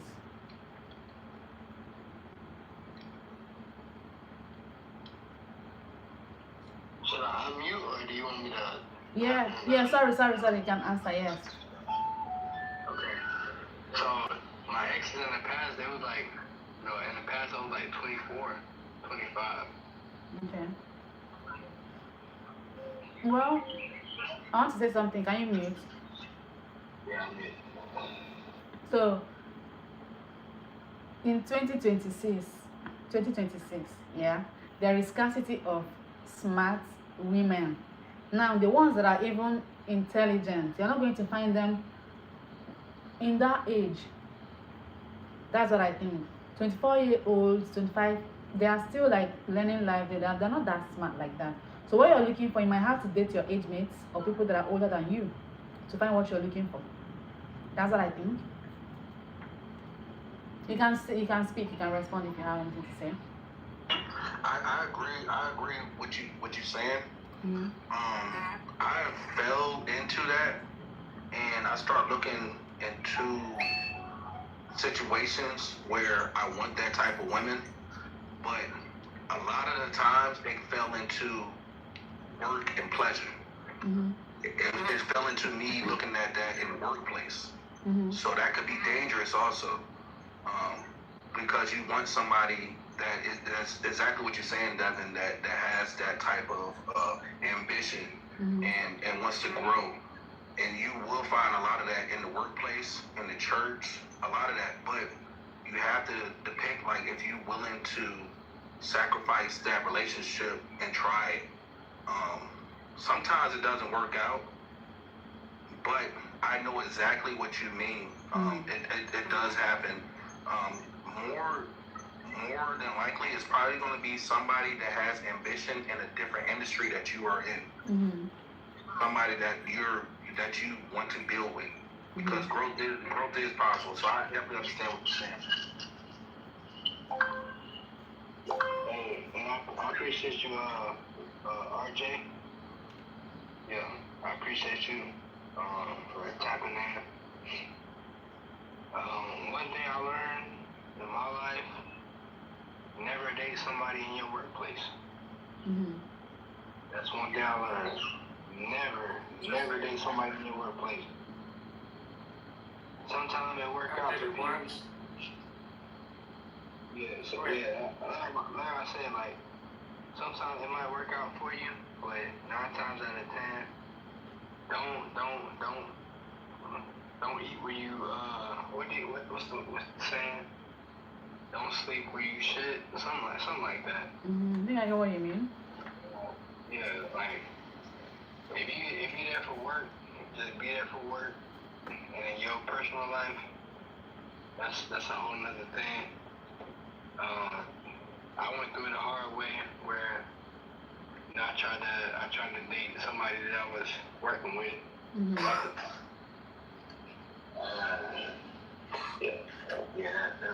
That was a big mistake on my part. But I learned from that, I was young at the time, but me being older now, I'm in my 30s, like I said, just turned 30. So, yeah, I just want something that's like, something that's tangible. Okay, I got you. I think you can't force it to happen. You have to gradually.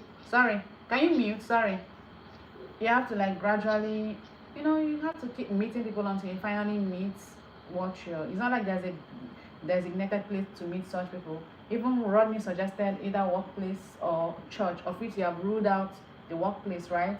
So you can meet that person anywhere. You just have to keep on trying until you finally meet that person you're looking for. There is no place to say, oh, go there, that's where they are at. No. Thank you for joining. Like, accept what, like, how I put it. What Devon said is 100% true. So the last relationship I had, the girl I spoke about, she was actually my colleague. And it was a rule I had before, like I said, I can't date my neighbor and I can't Thank date you. my colleague. But when it was actually the girl that asked me out, and one of my friends advised me to accept. He said, I've been single all this while, so why don't you just give it a chance? And believe you me, I regretted it so much. I regretted it 100%. First thing is, once you are dating this person, your private life becomes public because everyone at the workplace knows you are this person. Secondly, you're in a relationship with a lady and you see her every day. And a lot of times you see her in an awkward position and she also sees in that same awkward position. It creates an awkward atmosphere.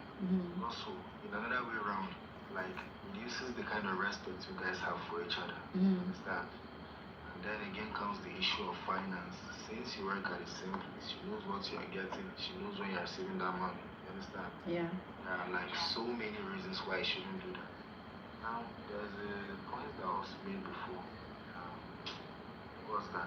I think it was Devin that asked that question. He said, how, like, he was talking about knowing, he said, you know that he said that most girls, their young ages, like, after material things, something like that, right? Yeah.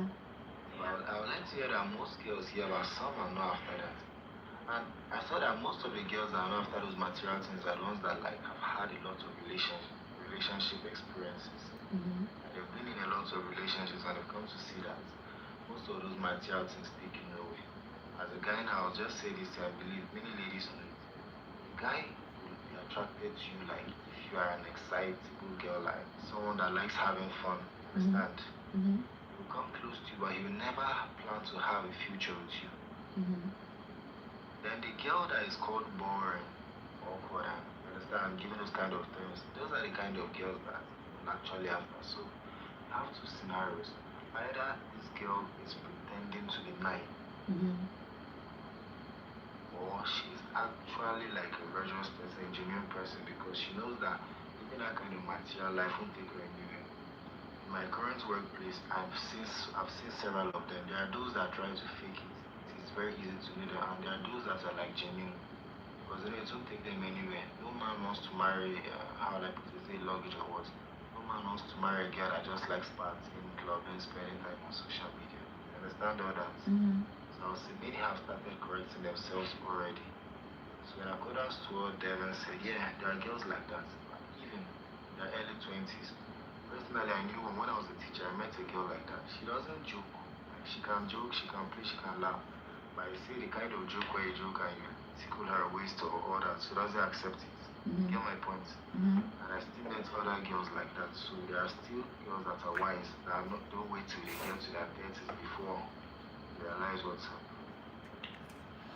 Okay, got you. If I may speak on it,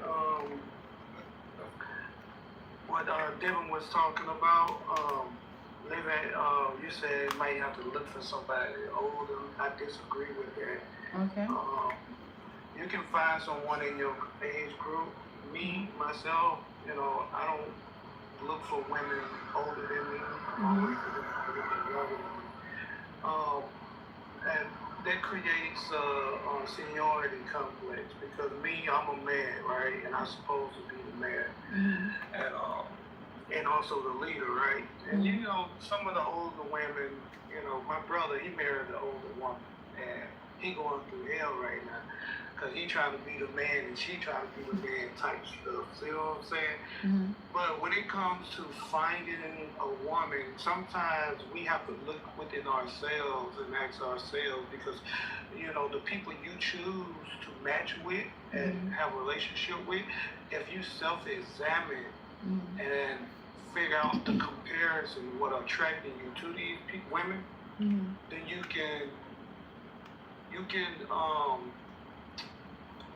key in and home into the relationship. Because we like to, when we have bad relationships, we like to look outside of ourselves rather than looking within. Because we are who we attract, right? Yeah. So, for as finding a woman with to build with, right? Yeah. You got to find out what you desire as a man. Because when I look at a woman, I look at for its morals and respect. I look for modesty.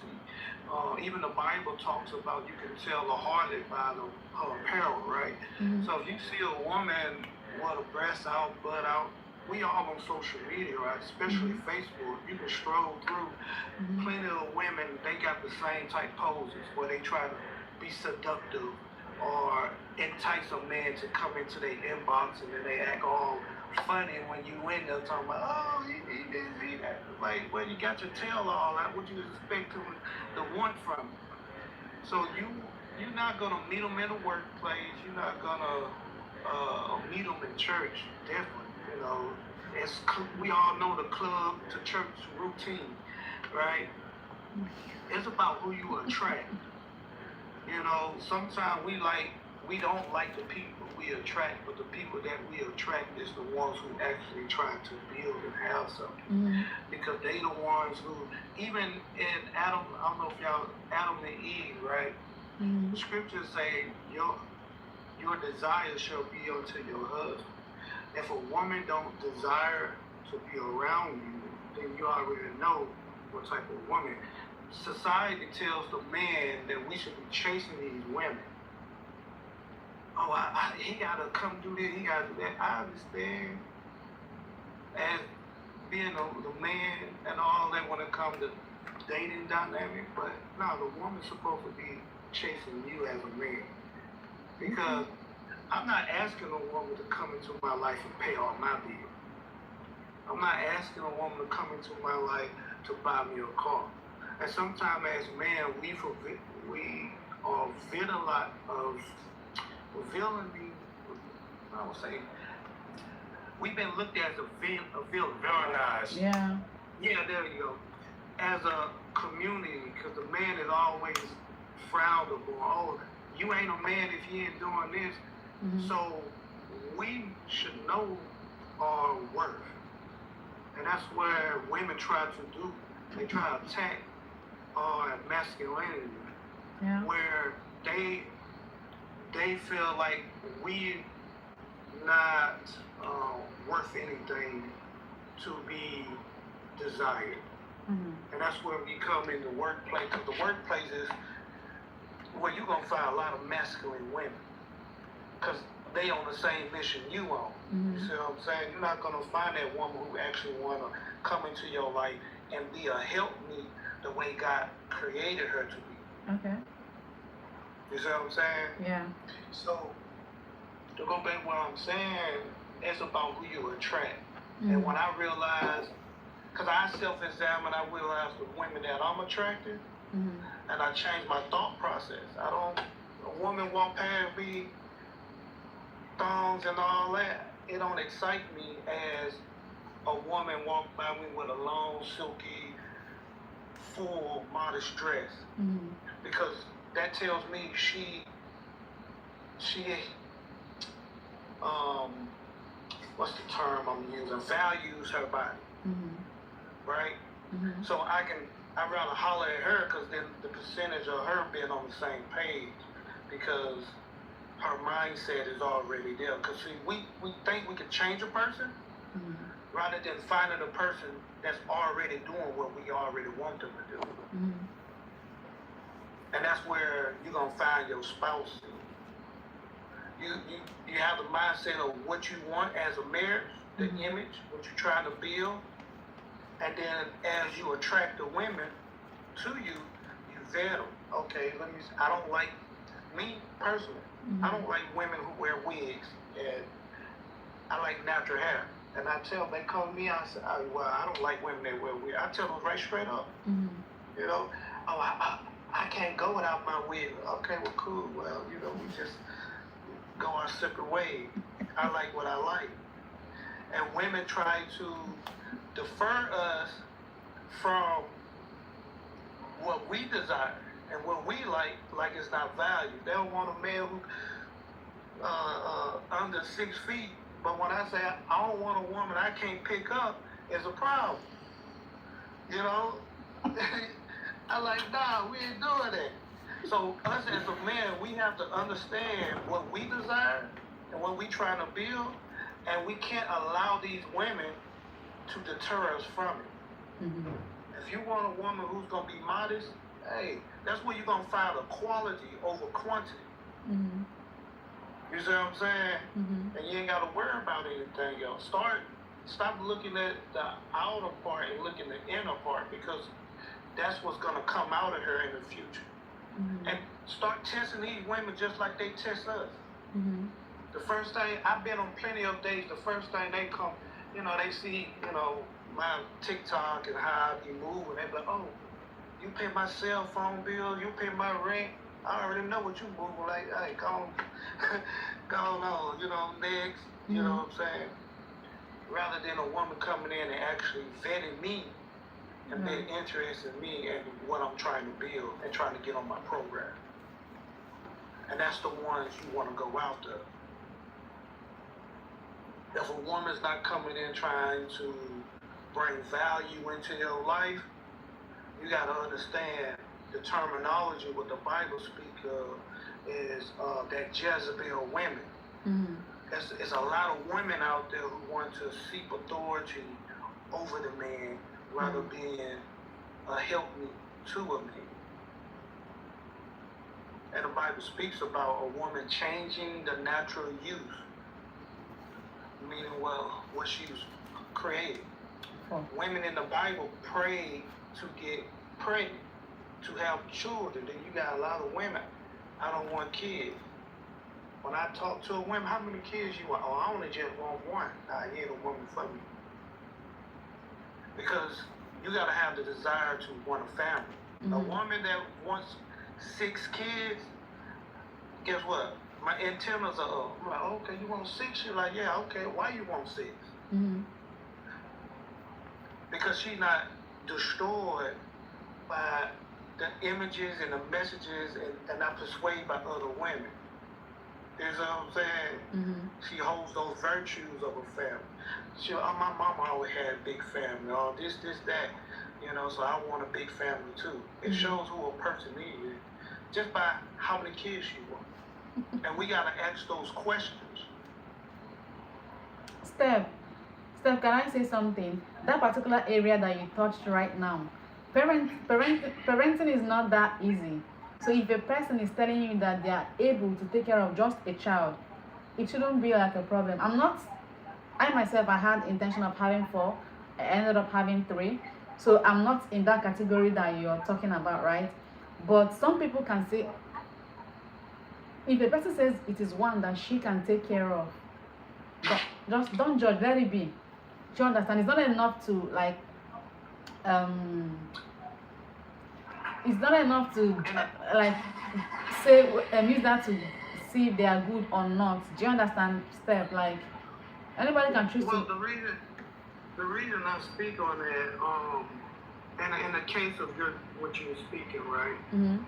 Like I tell you, you gotta look within yourself for what you want as a man, right? Because a woman saying that, oh, I only can take care of one child, she's ignorant of what the true value of marriage and the true value of relationship.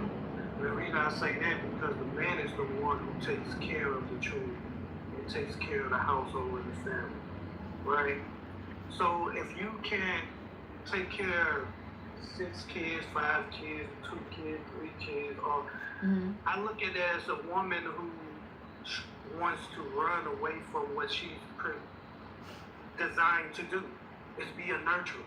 And you tell them you don't want to be a nurturer, that something God created you to do. You see what I'm saying? I hear you, but I'm not with you on that though. I understand what Steph is saying, but like I said, every man is different. What man says, another man might not feel the same way. Yeah. Well, that's why I said it's all. And I'm not saying this stuff is wrong. What I'm saying is every man is different, and some women listen to one man and think all men think the same way, and vice versa. When everybody's their own individual person. If some men believe if a woman don't want to have a kid, he's not gonna pressure her to do that. Even Tupac wrote a song about that. A man don't have can tell a woman when to have a baby. when they create a baby. It's all up on the woman. It's her body. But every man is different. You know, in Steph's situation, that might be important to him. In another man's situation, it might not be important to that man. Yeah. And I'm not saying Steph is wrong, but I'm just saying I just want to be clear. Like when you listening to a man's opinion, it's always this thing that all men don't think the same. No. Like all women don't think. No, I don't think. I just want to be clear. I just want to be clear on that. No. I'm not saying that you are. I'm just saying in general. Mm-hmm. If one man says something, don't mean all men believe the same thing. Yeah. You see what I'm saying? If that makes sense. And I'm not saying Steph is wrong. It's not wrong. That's what he wants. You know, if he wants a kid or if he don't want a woman wearing a wig, that's his preference. You see what I'm saying? Yeah, that's true. I know Steph. I didn't just respectfully to Steph. You know. Okay. I just want to be clear. I agree with you that we all have different traits and different preferences. But like I was saying, I'm more religious than anything, right? So I base my ideology and how I move off the body, right? Because we all are created for a purpose, and somehow we forget that Satan is out there to, search and destroy, right? So he's there to turn us away from what God actually created us for. Marriage is for procreation, right? Oh. So I wouldn't see any benefits of me getting with a woman, unless I'm trying to have a family. It depends on the scenario. It depends on the scenario, because a woman could already have 3 kids, or a woman can or have problems, complications. Well, that's true. With giving birth, and that, she can't help that. It is, it is what it is. Well, that's true with circumstances, but if a woman already come with children, that's the same thing. That's why most women with children have a hard time when it comes to dating, because most men are coming in to take care of their household, and most men, they're like, hey, I want children on my own. And then it will behoove a woman, if she already have children and seeking a man of value, to understand where that man coming from. Because if he's a good man, as that woman desire him to be, she should want to give that man a child. Because if he wants, think about it like this: you get married to the woman of your dream, and she said, I don't want children, right? This is the only woman you set your eyes on. And to complete that bond, because the scriptures talk about when two become together, become one. They become one through the bond of, intimacy, right? Not only that, but through the children, because those children take on my DNA and the mother, so they become one.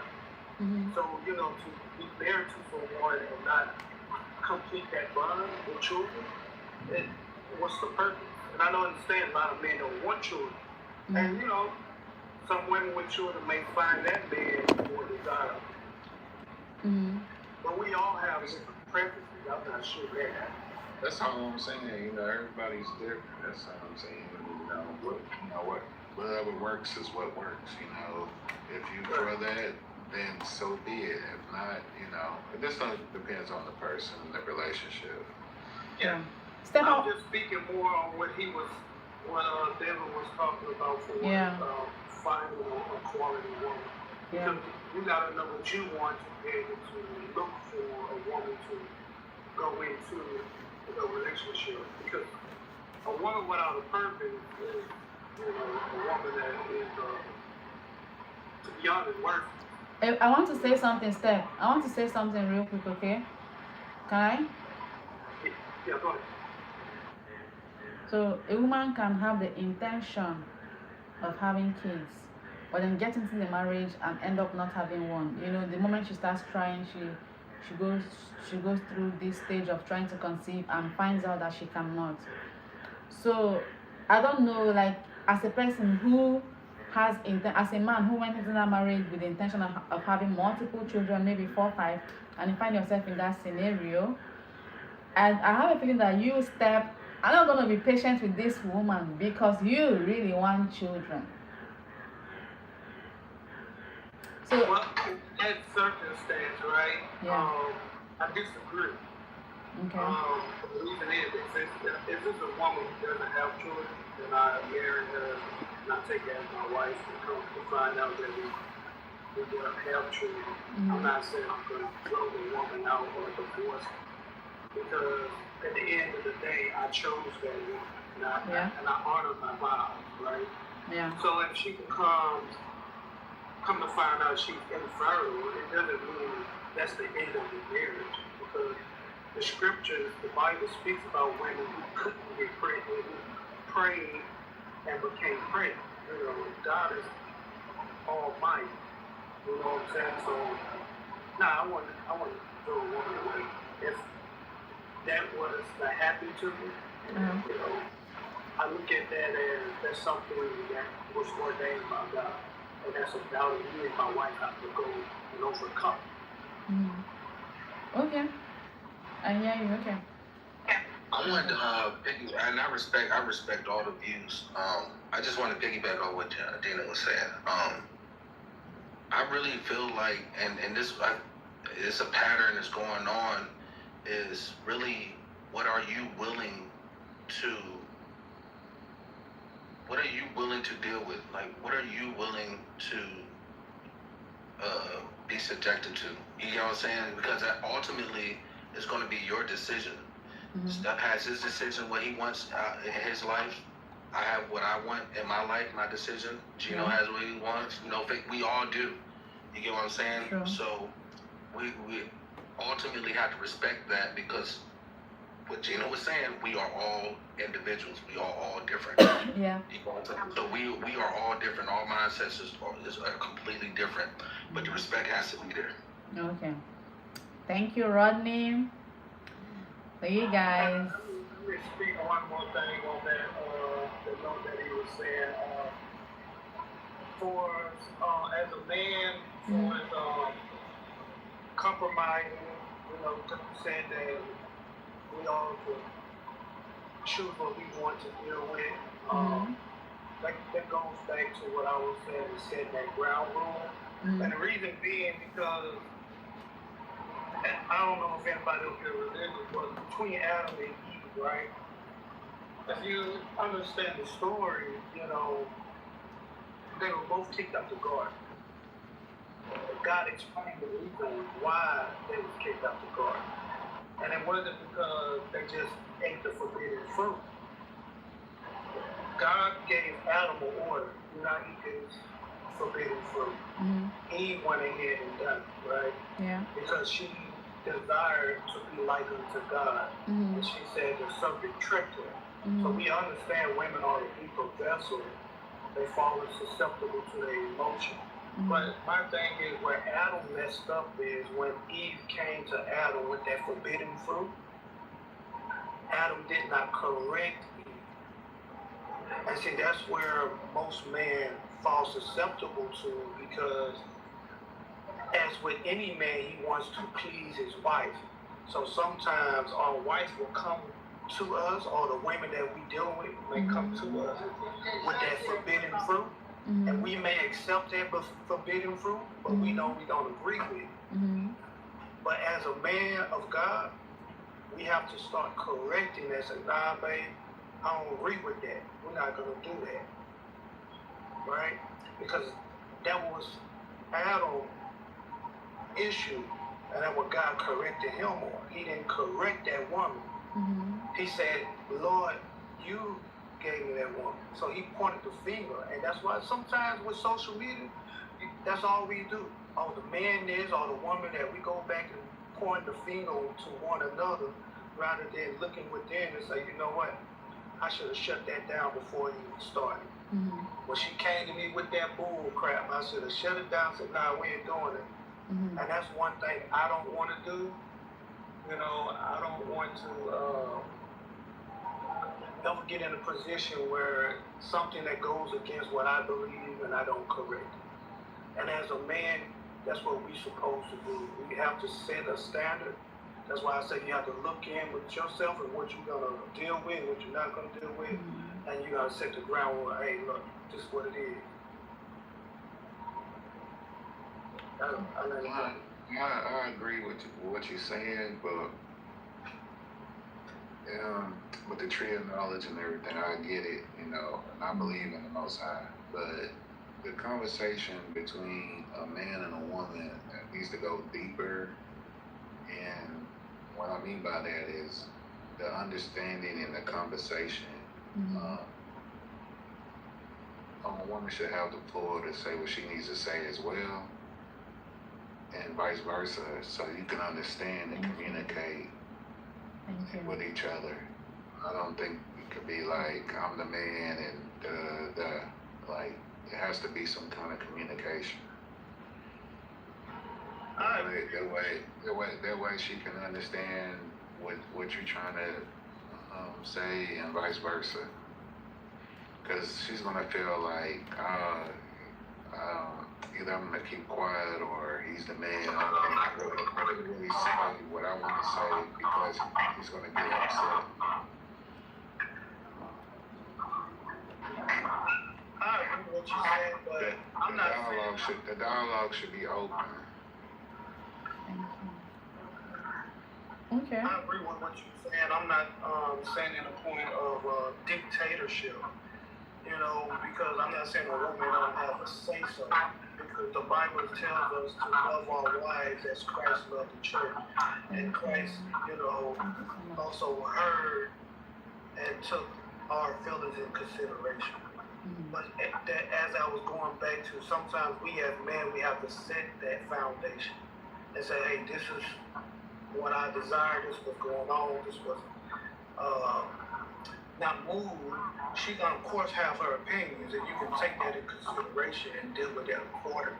But I'm not saying that she wouldn't have a say so, because we are one, right? And as I spoke earlier, I look at my wife as a part of me. So if my wife come to me with a plan or something that we should do as a unit, I'm not gonna shoot her down because she's a woman. Like, okay, because my wife, she's my helpmate.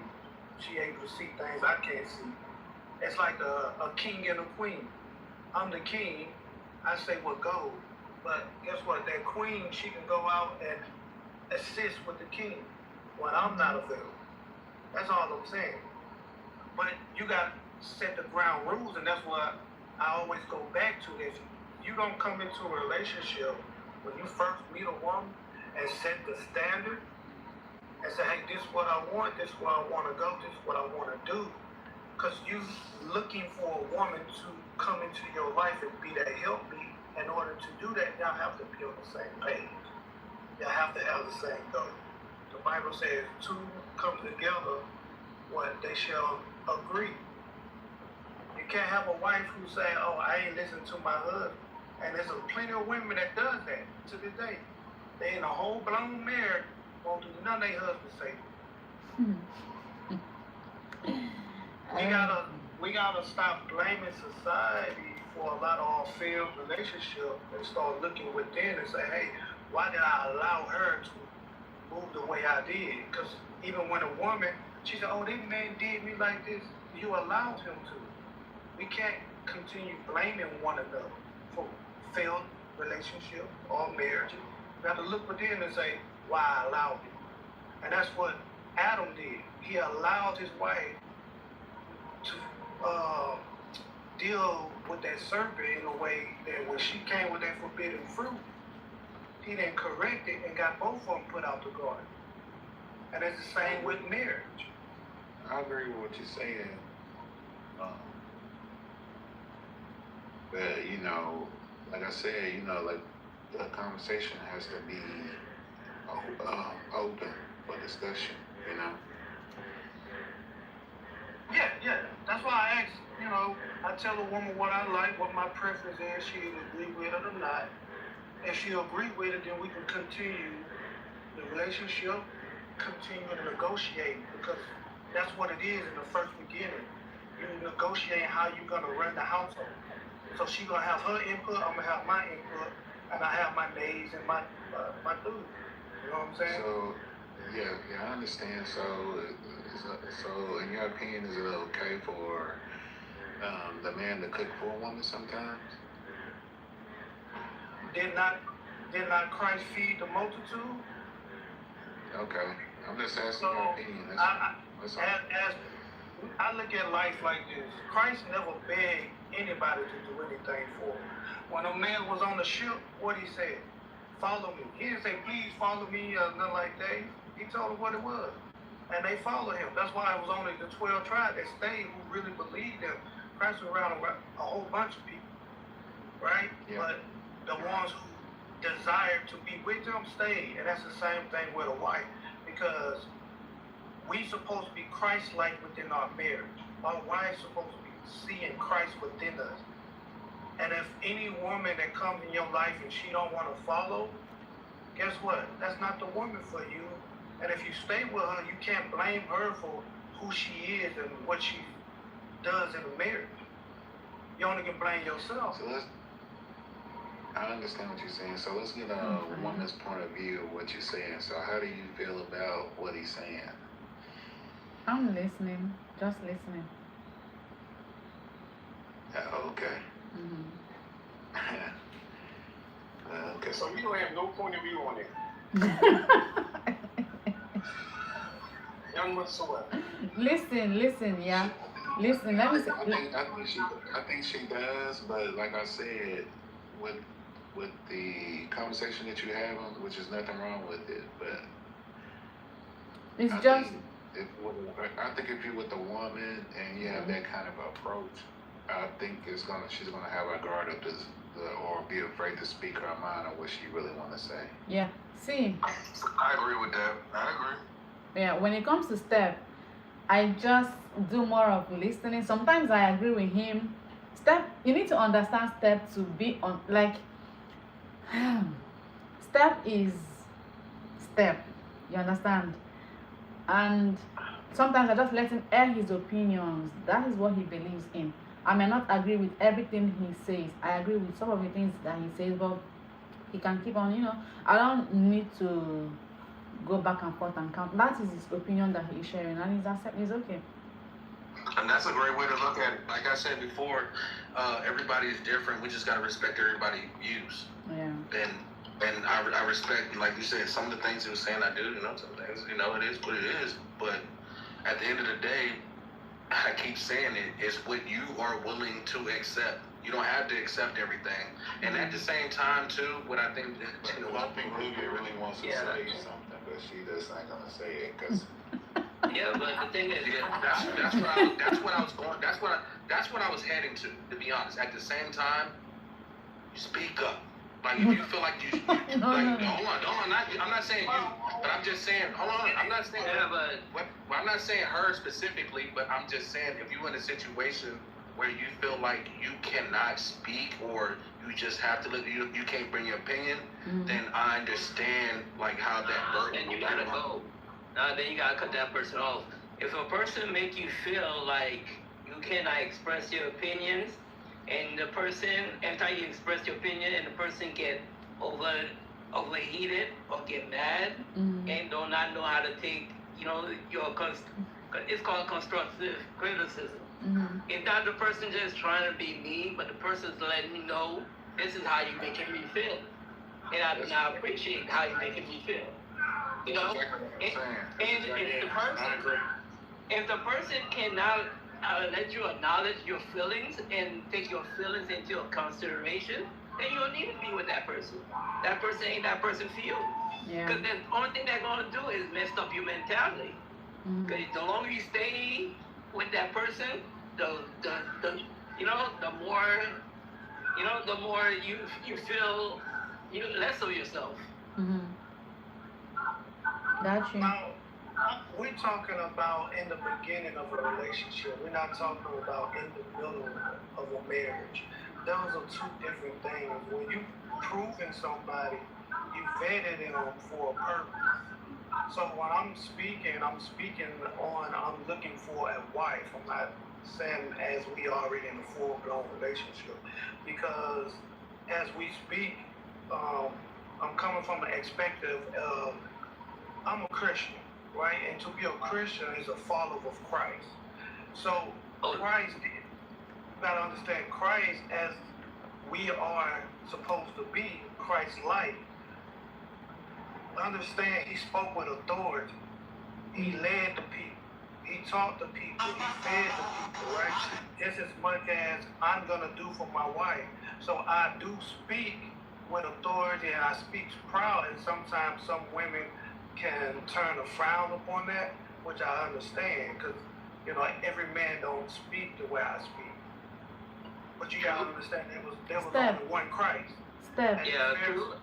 Steph. Go ahead. To be honest with you, I cannot argue with Steph, because that man do make a lot of points, and I be straight shut up as majority of the time, because you be making a lot of points. I ain't gonna hold you. I ain't gonna hold you. That man does make a lot of points. Hold on. I'm not disagreeing with them. I'm just saying that from a woman's point of view, I wanted to ask him. He might not get through the way he's portraying. He wants to get through to them. They might have their guard up. That's all I'm saying. I'm not saying he's wrong or right. I'm just saying every man is different. Well, see, when Christ spoke to the multitude, the key thing he said, he that has an ear, let him hear. A lot of people not going to receive what I'm speaking of. Even the Pharisees, when you read the Bible, it says Christ spoke with authority, right? And when you read, it says that he spoke with so much authority that it cut the Pharisees in their heart, because his language and how he felt was very strong and off-putting to a lot of people. You see what I'm saying? But see, society wants to make, if y'all ever read the Willie Lynch letter, right, you would know they try to take the man and make him less of a man, strictly knock his masculinity down, where he doesn't have a say-so in the household. Because it used to be the man of the house. Now it's round to, here in America, it's woman of a household. Because of and sometimes we have to stand for what God is about. Because you keep falling for the propaganda, you're not going to stand for nothing. And I'm trying to break a chain off of my family and my community. Yeah, but yes, I understand what you're saying, Steph. But at the same time, you have to understand that, you know, everybody has a different approach on love. It has the different ways. And not all ways are bad. You understand? It's just like he's trying to say everybody has different approaches. And I understand. I'm a Christian too, and I get what you're saying. But like I said, there's always different approaches. As long as everybody has a mutual understanding of, of what's going on and what they want and how they want to grow. Let me ask. Go ahead. I understand what you're saying, man. I do. But what I'm saying is, for a woman to receive what you're talking about, she has to be at that level herself. What I'm saying, if her spirituality and her mindset, it's not going to even understand what you're trying to bring to the table spiritually or mentally, if that makes sense.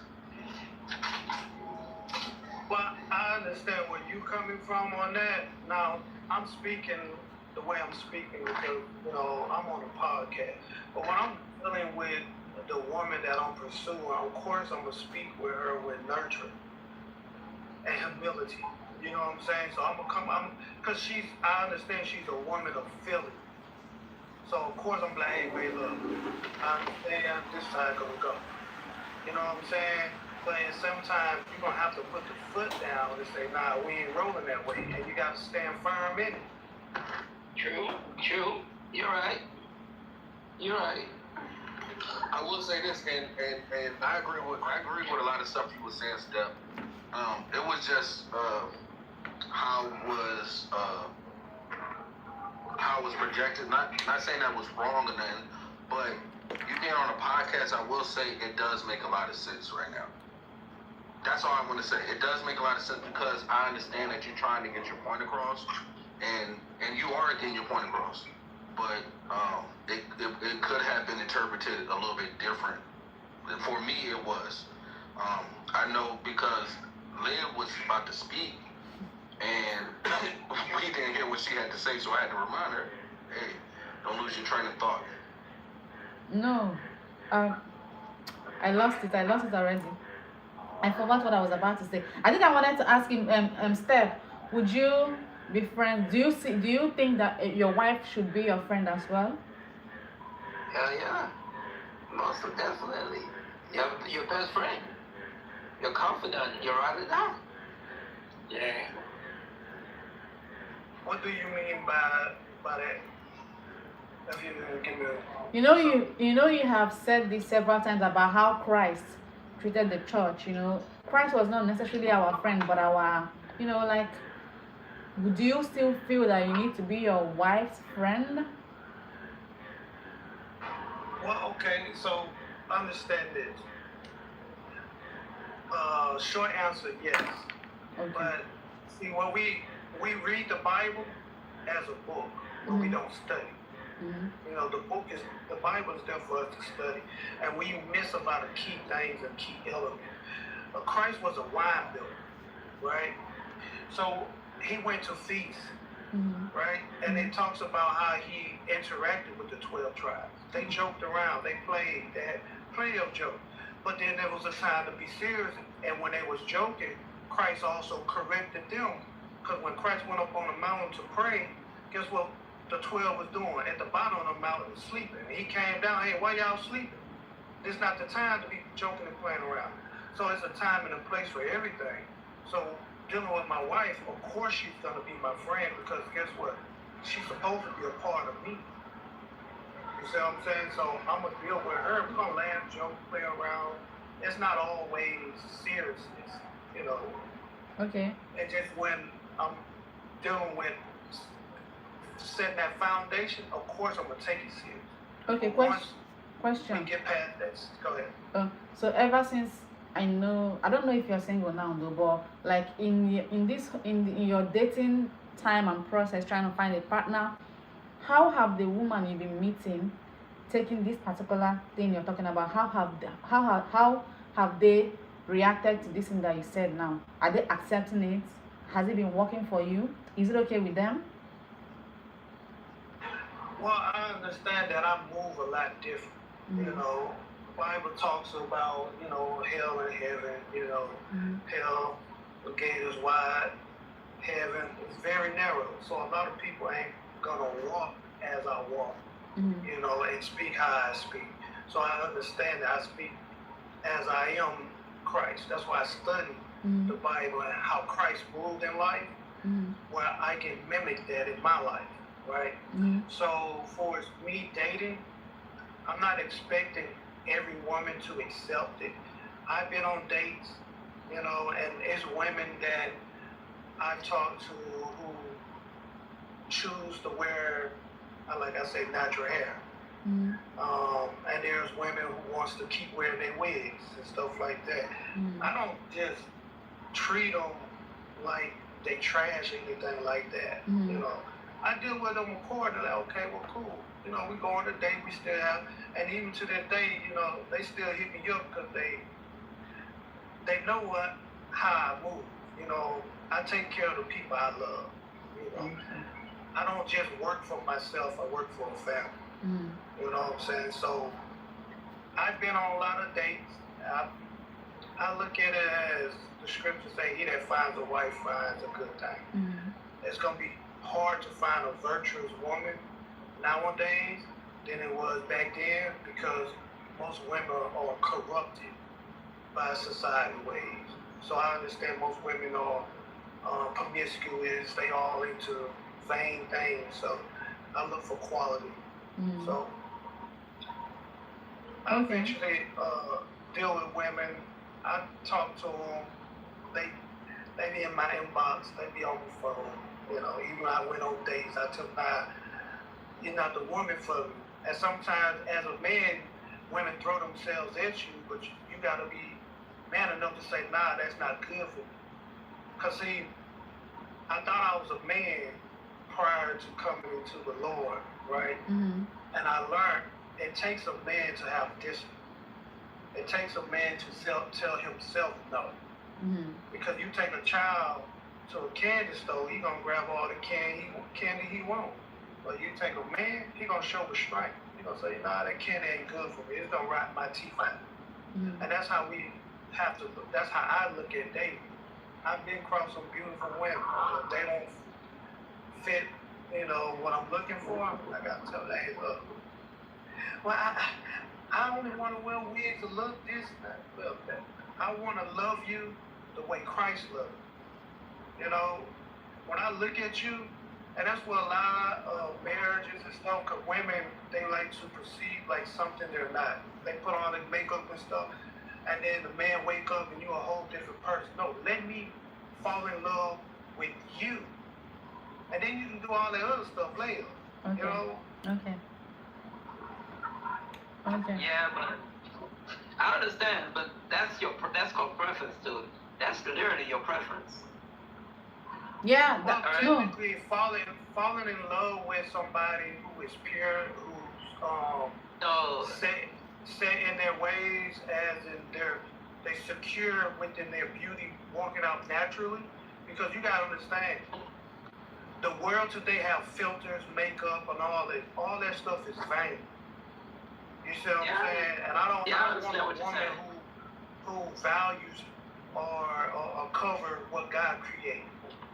Because I walk out the door every day looking like me, the way God created me. Women now running to get BBLs and butt lifts and all that. That ain't what God wanted you to. If He wanted you to have that, He would have gave it to you.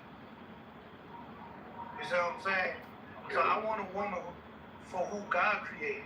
So when we come together, guess what? We can flourish within God's glory. Mm-hmm. Okay, I understand.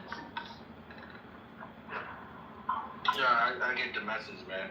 And it has to take a person that really is knowing exactly what you're talking about to understand what you're saying. I really wanted to ask Liv because I know this was a gathering to understand, long distance relationship. Mm-hmm. So I wanted to ask you, did you get enough information that you needed when it comes to long distance relationships, or do you have any more questions for us when it comes to that specific topic? Thank you. I was just waiting for Steph to round up so that I can ask if anyone had any other contribution, because I exhausted my questions already. It was very, very educating. I'm not even going to lie. There were so many things that I learned today, because a lot of people that are here are guys. So I got to understand a lot of things when we had this discussion. So for me, I would say this is one of the best panel discussions that we have had, and for me, I'm okay. But I don't know if anybody has anything to say. Like, does anybody have anything to contribute? Because as for me, I'm good here. I was just about to round up, but anybody who has anything to say can say before we, close. I have a question as a learning experience. Okay. Because I have a vested interest in the topic. Mm-hmm. And I learned a lot. To Lodley, RJ, Steph, Blaze. It's been real, but I'm gonna go. My lady, thank you for inviting me and having me up. Mm-hmm. I appreciate it. Mm-hmm. But I'm gonna say good night, and y'all have a good night. Oh, it was a good night. I thought you wanted to ask a question. I got a. It was cool too. All the guys on the quick thing. All the guys on the panel, I appreciate y'all opinions. It was very educational stuff. Yeah. Good looking on the religion part. I learned a lot. Mm-hmm. And y'all some great guys. Appreciate the information. That's all I want to say. Thank you. Maybe, thanks for listening and giving your woman perspective on the situation. Yeah. Thank you. I appreciate everybody's contribution, honestly. Steph, you wanted to say something? Yeah, I had a question for the panel before we go. Okay. And the question is, I may not say it. Your command. It's on the subject of marriage, right? Do y'all look at marriage as just a piece of paper, do you guys look at marriage as a duty and honor? Because I know some people say we get married for love, but me, I look at marriage as more of a duty than it is for love. Marriage is something you shouldn't take lightly. Like, if you're not really ready for marriage, I don't think you should step into it. In my opinion, if you want to marry someone, love has to be a factor. Love is a big factor in getting married. It's a duty, but it's also have to have love as well. Because if love is not involved, then what is the point? What is the reasoning?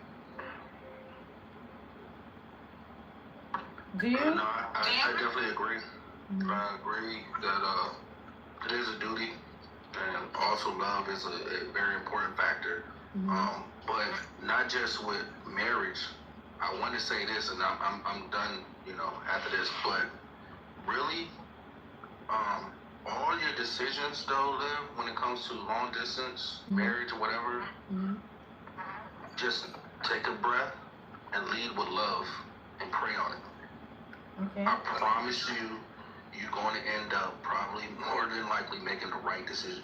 Just lead with love and pray on it, okay? That's all I wanted to say. Thank you, Rodney. I wanted to say, can I say something? And don't take no more videos of your house either. Wait, don't make me laugh. I wanted to ask a serious question. Don't make me forget the question. Do you said something about love being the goal, like when you want to get married. So do you choose, this is love, this is compatibility.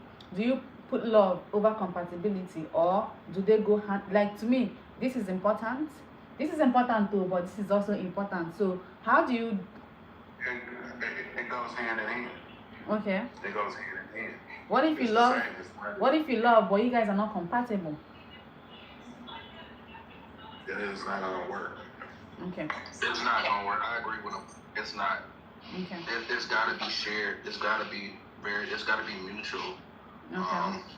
There's some situations. I'm not saying that it hasn't happened before, but usually, because I'm in sales, I do residential, so I'm in people's houses. So I could feel the tension. I could feel when somebody's just trying to make it happen, just to force it to make it happen. A lot of people too, what they do, they don't like being lonely. So they'll take any means necessary to be with somebody instead of just being lonely. But that's not love. That's not what you want. And what happens too, it will hurt your health. It will hurt your mental state. It will hurt your kids if you have kids. So you want that household that like you said, that foundation, whatever you're going to grow with and build with, that you want that to be out of love. Okay. If I may speak on that, I would say duty over love. Now let me explain what I mean, right? And it goes back to biblical, right? God never, when He created us, He never, because when we get married, most women leave marriages because they're unhappy, right?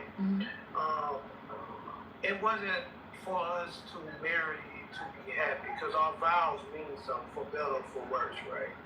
So women all the time say, oh, I was unhappy, we grew apart, this, that. That's why I always go back to honor what is in marriage, and that's a duty. Because when you look at Christ, right? Christ gave His life for us. But if we understand what He did, He went to a mountain and He prayed, because He didn't want to sacrifice His own life, because He was human just like us, right? But He spoke up to the Father and He said it has to be done. Even though Christ didn't want to give His life for us, it was His duty, right? And the same as marriage, because when you build your marriage just based on love, it falls apart because feelings change. And that's why I say it should be based on duty, because if we both have that foundation where we understand our roles when it comes to marriage, that duty turns into love, because it's going to be that duty when that person is on the bed and needs someone to take care of. Of course, it's not going to be love during that time. It's a duty. And you complete that duty, which consists of love. Because you're doing it because, hey, you know what? I made vows to this person. I'm going to honor those vows, for better or for worse. And that what makes the marriage last 10, 20 years. It's not, when you listen to our elders who've been married 30, 40 years, they gonna, when you ask them how long y'all been together, how y'all did it, they're not gonna say, oh, we love each other. No, it was duty that kept them together. It was honoring the vows that kept them together, because they were willing to fight for each other. And that's one thing with marriage. A lot of women, and men look at marriage as just a piece of paper rather than what God created it for. Because the scriptures talks about honoring your vows. It says, if any man make a vow, God is going to hold us to it. So we go stand before the Lord and we say these vows before the Lord, but soon that worst comes around, we ready to run. Oh, I'm unhappy, or I don't like this, I don't like that. And then we destroy our own marriages, because Christ, out of his own mouth, they say, Christ, why do we divorce? Christ said what? Out of the evilness of your hearts, Moses allowed us to divorce. But it was never so in the beginning. Why? Because even Christ honored that vow. As much pain we cause Christ himself, because Christ never left us. We left him, right? We turned our backs on Christ. But he still honored his vow. He still loved us. He still take care of us. And so as much as a husband and wife, that's the type of bond we're supposed to have for one another, which was duty, not love. I got a question. I got a question for you, Steph, man, and I definitely appreciate that and what you were saying, and that it is very true. It is very true what you're saying. But when it gets to a point, bro, when you see the other person health and life just dwindling away because they're trying to hold up that duty, it is a duty. Would you hold that against that person, or would you out of love say, hey, I can see this is not good for you, I have to let you go? That's out of love, and that's not technically what you're saying should happen. So is that the right thing to do in your opinion, or no? Now, let me explain in that aspect, as you say, you see a woman and she in a lot of distraught, right? And I'm sorry to say women or men. I'm sorry to say women. I'm sorry, women or men. Okay, well, woman or man in that aspect. Now, as I say, I always set the foundation in the beginning, right? So my situation will be a lot different, but in most situations it happens. But at the same time, me as a man who wants to walk with Christ, if I'm seeing my wife struggling or unhappy, right? My job as her husband is to heal her just like Christ healed the people. So I may have to become a psychiatrist. I might have to be a therapist. I may have to be a physician to heal my wife, to say, hey, baby, what's going on? Let's work on this. I get what you're saying. That comes with the territory. No, hold on. Tell me. I get what Steph is right. I get what he's saying. You're absolutely right. But I'm not talking. Let's get us. Let's not talk about us. I'm talking about somebody outside of you that doesn't understand what you're saying. You get what I'm saying? Let's talk about somebody else that's in that situation that is suffering. What would you say to that person? What should they do, and what should she do, or whoever? What should they both do? So you saying if I see a couple, let's say I'm a marriage counselor, and some couples come to me and they both unhappy with each other. Exactly. Yeah. So what advice would I give them? To be honest with you, you know how I would answer that? I would tell them, think back in the day when y'all first dating. What made y'all first attracted to each other? What made y'all love each other passionately to the point y'all want to get married?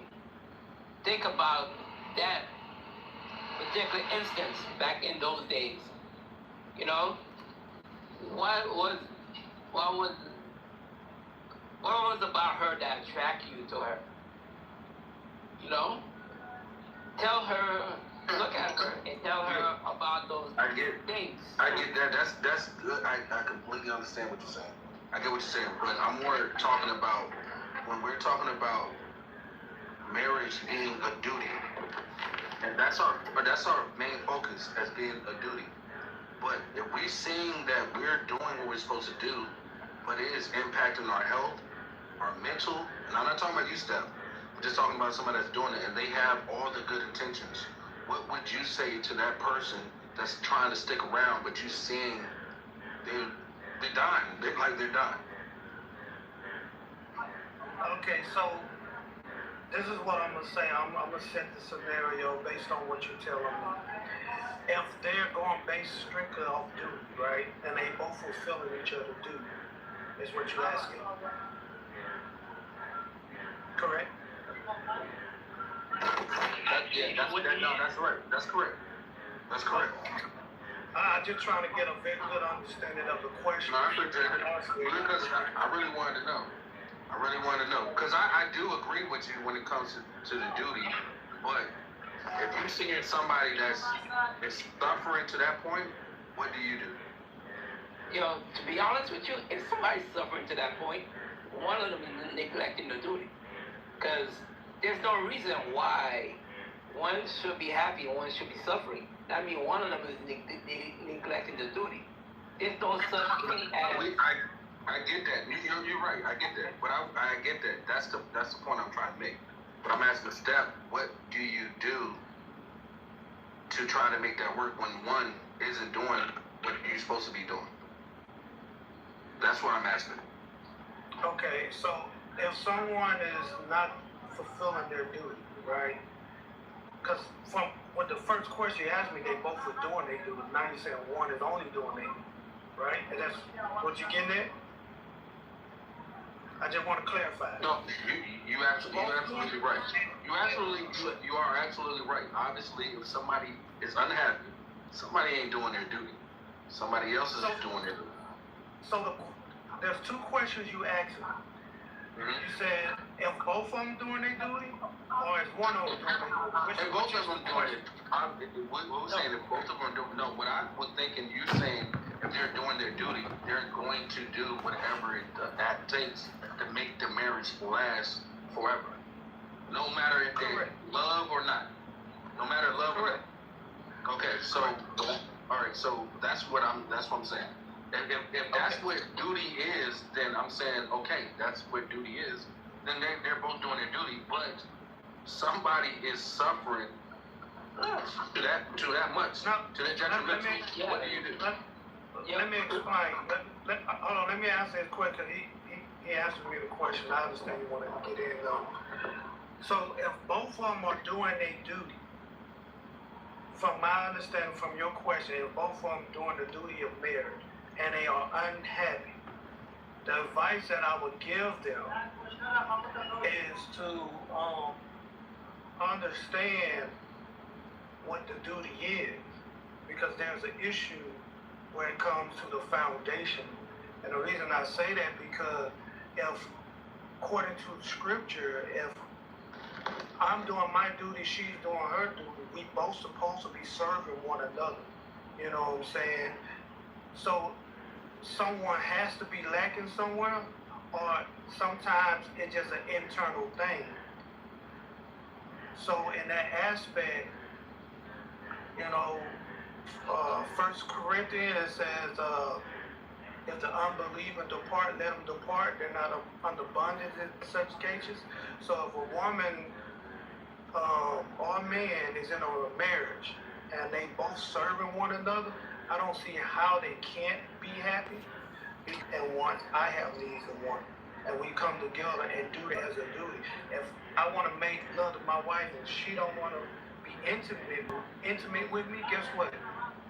She'll be like, my husband want to have sex. According to the scripture, her body is not her body, my body is not my body. We're going to come together because of the duty. I'm not going to say, I have a headache, I don't feel good, I don't want to do this. No, we're supposed to please one another. And sometimes that comes with servitude. So, I will try to get to the root of the problem to find out where the unhappiness is coming from and start there, because it always go back to the foundation. Because y'all both made vows for a reason. So, somewhere in the community, I think if a woman has a headache, that should be understandable. You'd be like, okay, I understand. Or even if you feel ill yourself and she comes in there naked, you're gonna be like, I don't feel good or I'm sick. And if you're truly honestly sick, you're not gonna be in a sexual mood. That's true. I get exactly what y'all saying. It's a good convo. I get what you're saying. Understanding scripture, the scriptures talks about when it comes to that certain case, because it says when two come together, they both agree. So let's say, it says, defraud not one another unless Satan come creeping in, right? Unless it was agreed upon. So if me and my wife, I see she's sick, of course I'm not going to force myself on her if she's sick. But we both agree, well, she's definitely not feeling well. So you have to have some type of discernment in that situation. Because if your wife, women does it all the time, if she's playing you or not, you know what I'm saying? But that comes with discernment. Then you have something to say? When most relationships fail with a man, it's because it's naturally known when man and woman get into marriage, sex decreases. You know what? Steph, can I say something? Yes. Can we? Okay, now that we are seated here now, I think that we have left the major topic. Can we talk about what we should come back and talk about next time? John, what should we talk about next time?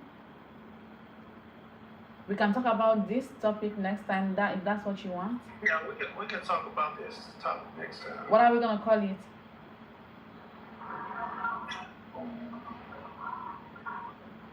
Well, we can call it stranger in my bed. Well, we can put it as when a husband and wife serve each other. Or we can put it as the Bible say, defraud one another. Okay. Because the scriptures say, do not defraud one another unless Satan come creeping in. Meaning, if I'm denying my wife because I'm not feeling good or whatever, guess what? She had lust and desire, and guess what? She probably got that guy at work who a little muscular turning her on, and she want to come home and make love to me. And I'm telling, nah, baby, I don't feel like it. Guess what? Satan gonna come creeping in. That man gonna come in, hey, I'll do this, I'll do that. And now she lusting after him. And who else I have to blame because I denied my wife? Vice versa. A woman, her husband come to her and say, baby, because you gotta understand, your duty is your duty. When you make that vow, you vow to give your body unto your husband, and your husband vows to give his body unto her. You're the only person I can sleep with. So why not? I'm not gonna desire my wife. Yeah, but bro, the thing is, it all depends on how many times that happens. Let me. You understand? Go ahead. Let me add something to the panel, if I may. again, and I want all the men to understand something tonight, as we are all men, and I respect everyone on the panel. Again, there is, and I want to be clear, and I want all the men to hear this and absorb this tonight. There is more to a woman than lust or sexual needs. And I want I agree with that. I agree with that. I want all the men to absorb that into their brain. Like, I know women are probably getting tired of us this thinking that they're a piece of meat or they're a car that we supposed to test drive. And I know Olivia is agreeing with what I'm saying tonight. Mm-hmm. But women need to be held. They need to be, talked to, communication, you know what I'm saying? Sometimes you might have to rub her feet, rub her back, you know what I'm saying? You know what I'm saying? If you have kids with her, sometimes you gotta look, I'm gonna take the kids with me today. You take a spa day, go get your nails done or something. I listen to men talk about women, and that's all we talk about is the sexual desires or the needs. There's more to a woman than that. And I just want the men to absorb that and in your relationships, take that to your relationships. And just don't look at the sex part of it. Look at her mind, her soul, her heart, And that's all I want to add to that. I agree. Yeah. Respectfully. Yeah, but hold on. But I wanted to say something to what Steph was saying earlier. Bro, the thing is, devil only creeps in when you do it several times. You understand? If devil creeps in the first time you do it, then that person don't have that. Then that person wasn't that fully in love with you or fully faithful. Because if it takes only one time for you to say no, because you was not feeling it, because if a person not feeling it is not feeling it. You understand? You have to respect that. Sometimes, you understand? You could just cuddle. You could do. You could cuddle. You could watch movies. You could do whatever. But but if it goes on several times, then you're gonna have to address the elephant in the room. You understand? Mm-hmm. But if you only have once in a blue moon or once or twice, you can't fault nobody for that. Sometimes people just not in the mood, or sometimes people just tired, and sometimes you just gotta respect that. That's exactly what I'm saying. I agree with both of y'all. I'm not saying that it's a one-time deal. Y'all gotta understand, we talking about marriage, we talking about duty. Now, when I understand that. When I mention duty, I don't go into every detail of that, but it's also serving your wife just as well. Because like you asked me what I cook for my wife, of course, because I love my wife. Her feet hurting, of course, I'm a rub. But we just talking about the basic of everything, because I can't, if I go into every detail when it comes to marriage and duty, because duty is just a subtype, right? And then you got everything in between, because when he was asked about duty and marriage, that's all included to loving your wife. You know what I'm saying? Yeah, I understand you. To be honest with you, duty is automatic. Duty is automatic, because the thing is, because yes, they go hand in hand. No, lust could be controlled. I'm talking about love. Oh, my bad. And on your subject, the scriptures tells us, as a man, don't take a woman upon your lust. Meaning how some men out here only look for women for sex, like it's a piece of meat. I'm talking about marriage as a foundation, something that's solid. Thank you. I don't look for a woman just to lust out there. You know what I'm saying? Because it's more to a woman than just that. Yeah. Because as a man, we got to understand marriage is like building a kingdom. And we have to set the foundation of that kingdom. So when we come together, because guess what, our children, we all gonna thrive. That's why this Bible say the kingdom is within you, what you make it. You can burn your own house down or you can build it up.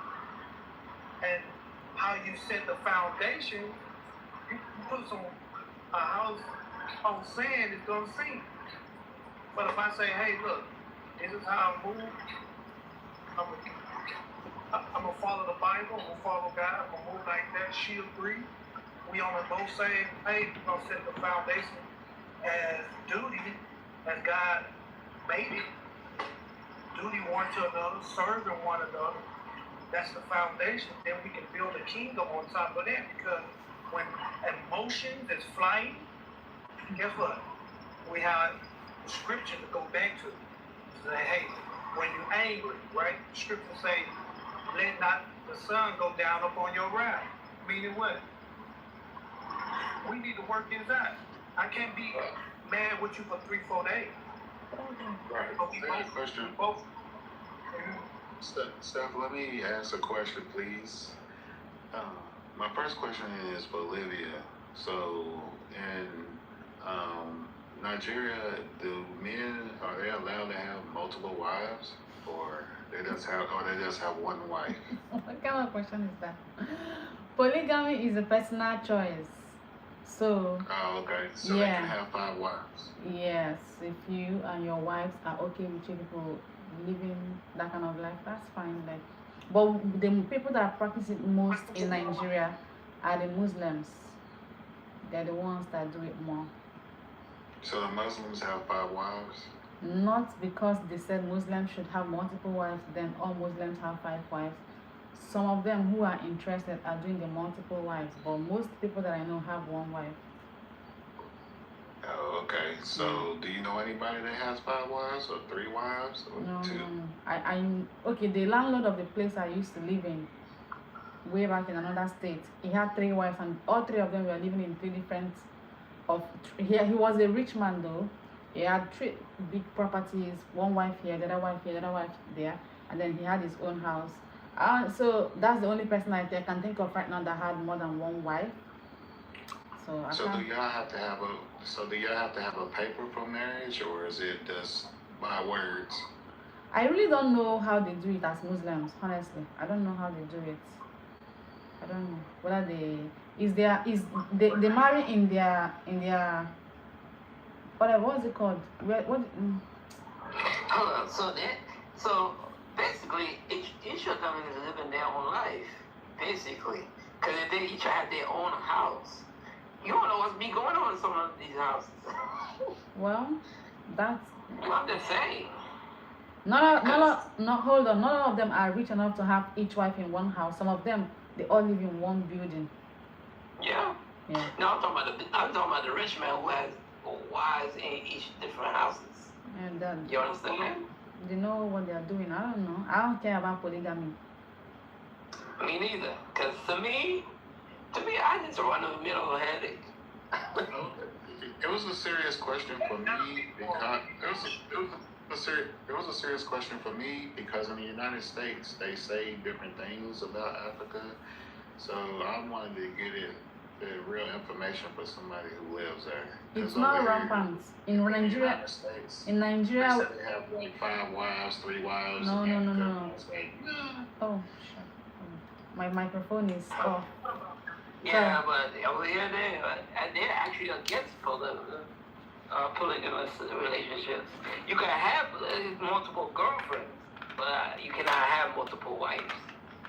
Yeah, Africa's different. That's why I was asking. I want to get the real truth. You know what I'm saying? Yeah, because we literally, if they find you, they will get you. Man, a diary. What'd you say, Steph? Oh, the bride prices, y'all don't know what it is. What is the question about the bride price? No, I was asking, y'all have that over there, right? Yes. Because he asked about multiple wives, so yes. I'm assuming that y'all still do the diary, the bride price. Mm-hmm. That's the thing that. Hold on, please. Hold on. The bride price thing is not a thing that can never be stopped. It's our thing. It's our culture. When you want to marry a wife, each particular tribe, we have a way of giving out a wife, but bride price is paid for every woman that is taken in Nigeria. I've been with a Nigerian woman before, and she's like, I have to buy like 10 goats, 5 chickens, something like that. Is it something like that? You have to buy like different animals or something. Okay, so Okay. I got one question though. I got one question. Hold on. Let me answer. It's my man. Okay. Go ahead. So Is that true? for that part, where I come from, you know I've been married before, right? Where I come from, our own list was not that long. You had to bring some things that are just, they don't even, to you it won't make sense. It's just like fulfilling what the culture says. Buy this for this certain group of people in the bride's family. They can say 5. There's something we call crates. I don't know if you guys have it in your country. They can say 5 crates of beer, 1 crate of this, 1 goat. In my own case, it was just 1 goat that was in the list. So the person saying to you that you need to buy that much goats, I don't know where she is from, but trust me, is exaggerated sometimes. It's not that much. In America, how much is 1 goat? How much will that cost? I don't know. What do you mean by that? I'm just saying, in America's money, how much will they charge for the goat? Okay, so a big goat hair costs about 85,000 naira. So in American money, that should be around $60. That range, depending on the rate. So, but I don't know what. So, why is the goat? So this Hannah was $20. Why is the goat so important to buy? What's important about I don't know. I was born into it. That's what our forefathers have been doing, and we are going to continue doing it. I don't see it stopping anytime soon.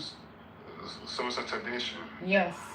I understand now. Thank you, because I didn't know that. You answered a good question that I've been wondering for a long time. Thank you. Yeah, can I answer my question now? Yes. Ask my question now? Yes. Yes, sir. Okay. Yes, sir. Okay, the bride price, I understand. What if she was already married before or have kids before? Okay. Let me explain that. If you want to get married again, so is that another one, or how does that work? Hold on. So before marriage, before you can say you are divorced, before you can say you're even divorced, as a person who married traditionally, before you can even start your divorce process in the court in Nigeria, you have to do what they call returning of bride price. You have to, yeah, you have to start. The court is going to require that slip that shows that you have returned the bride price. So that's the first step to divorce in my country. So when you do that, automatically that marriage is broken, even without getting a paper from the court that says you are finally divorced from so and so person. That is the divorce that happens. So when the bride price is returned, and by the way, bride price is not expensive. Some people give 1 naira for bride price. Some people give 10 naira. Some people give 1,000 naira, $1. It can be $1. It can be as low as $1. Just it's symbolic that something was paid on somebody's head when they were taking them. Do you understand? It doesn't necessarily have to be expensive, but it's just symbolic. Once the person returns that bride price, she is no longer married to that person, meaning that another person can come and pay bride price if she's interested in remarrying in the future. But if that bride price is not returned, let's just say some people separate from their spouses and they stay legally married but separated for years. They don't go through the process of divorcing or returning bride price, right? When that woman meets a person and the person is serious about marrying her, some people now start doing it last minute. But you must return it before another one can be collected. Okay. Yes. I have one more question for Olivia. So if you got married in the United States, it's not acceptable until you go to Africa and do it there, African traditional way? Yes. The family will claim they don't know you. I understand. They don't Thanks know for you. clearing that. They don't know you. I understand. Thanks for clearing that up. Speak on it from my. Well, damn. So if I like a girl in Africa and I'm American, you mean I cannot get with her, or if the family disagrees? You have to get your family's approval. Are you going to marry somebody whose parents are not in support of the marriage? You have to get married in the African tradition. You have to get Damn, so wow, I understand that, but damn. Yeah, you have to do it the traditional way for them to even accept it. Okay. Their way. You have to do it. You have to do it their way, and you have to be accepted by the family. Dang. So whatever the family asks for, you have to provide that. I'm not asking about the bride price. I'm just saying, if the family like, look at you and they don't like the cut of your hair, or they don't like how short you are. No, the tradition, like say that the family wants a goat or yeah, but that's the bride price. Or two chickens or whatever they desire to have. No, there's a difference. You have to do it that way. Hold on, I want to correct Blaze about something. There's a difference between bride price and the things in the list. So the bride price, like I said, can be just $1. Sometimes, in my own case, when it was given, my father returned it. Like you can say, this is our bride price. You know, you need to watch a Nigerian marriage. So they come and say, okay, oh, this is what we are paying for your daughter. The bride price you requested, and then sometimes the father said, okay, no amount of money can buy my daughter, so I'm going to return back this money, just take care of her for me. So it's just, the bride price thing is just, it can be nothing, yeah, but the things in the list is different to okay, the buying of goats, and this is not bride price, it's just to complete the whole process, but the bride price is different from that list.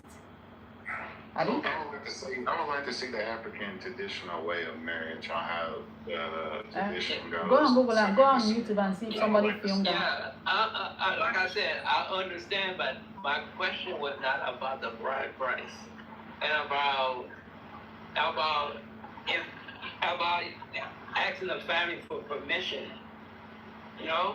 Okay, so why is it? But it's not peculiar to Nigeria or Africa. Even if you're going to marry a white woman, don't you need her parents' approval? Yes, I understand that. Yes. So it's just normal for you to get the parents' approval, or be sure that you're on the same page. If I can speak about it, if y'all don't know, the bride price is also biblical. I know nowadays it's just tradition, but biblical, during the Bible days, the bride price was a symbol of a woman's virtue, because the only way to be intimate with a woman was through marriage, right? Because adultery was a sin and most people was deleted because of it. So when it comes to bride prices, all throughout the Bible, right? And the bride price was a symbol to the father, first showing that you could provide for a wife, and also and the father and prepping her education and stuff like that as a kid birth, because he groomed her, well not say groomed, but prepared her to be a wife. So in that aspect, that's what the original form of bride price was. It showed that the man, because it goes from your father's house to your husband. That's how it always been, with no dating. What we call dating today, or talking things and stuff. It's to prevent women from what is now the scriptures say, do not prostitute your daughter. And that's what the girlfriend of boyfriend is. A woman going from man to man, calling a relationship, right? But it actually goes into prostitution, spiritual side. Biblically, the bride price was to show the father that you can take care of his daughter, and it showed genuine intent when it comes to his daughter.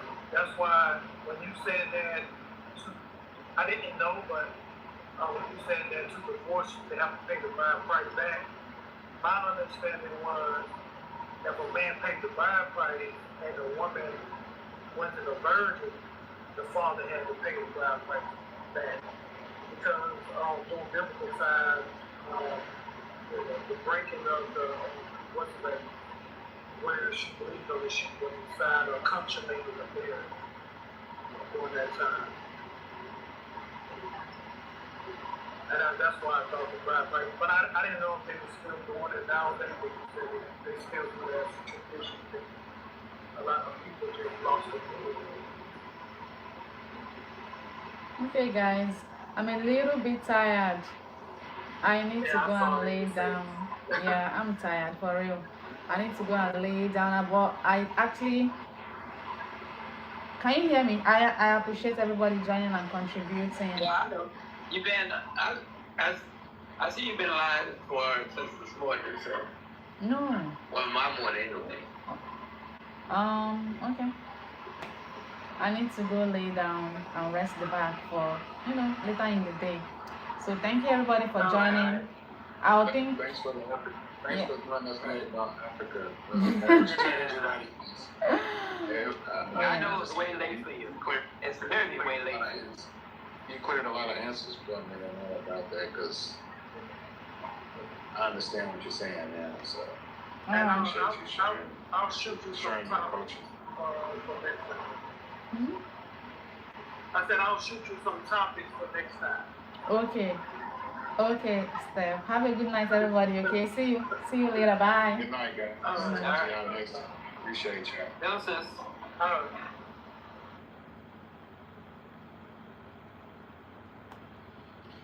I'm tired.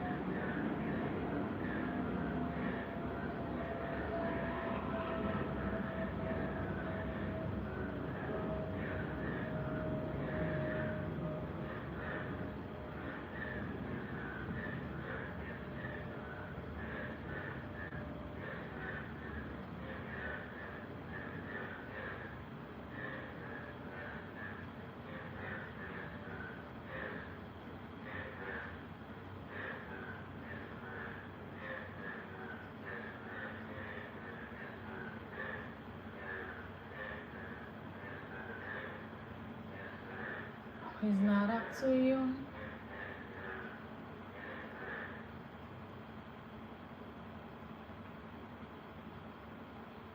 Oh. Okay. I need to go and lay down. I've tried. Rodney, are you there? Are you on YouTube? Rodney, let me know. Are you on YouTube? Let me know. Let me know. Let me know. Let me know. Let me know. It's not impossible. I don't have a voice again. I was trying to sing my voice. It's not. Okay. I guess I'm gonna go into the room now. Go lay down. I've tried for today.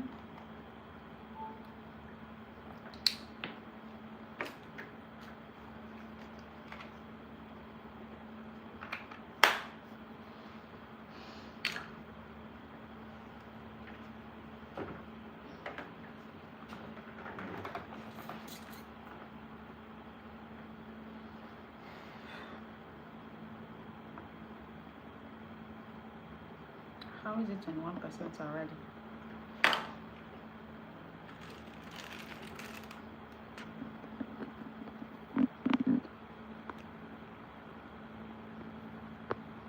Let me do this. I knew you were trouble when you walked in. So shame on me.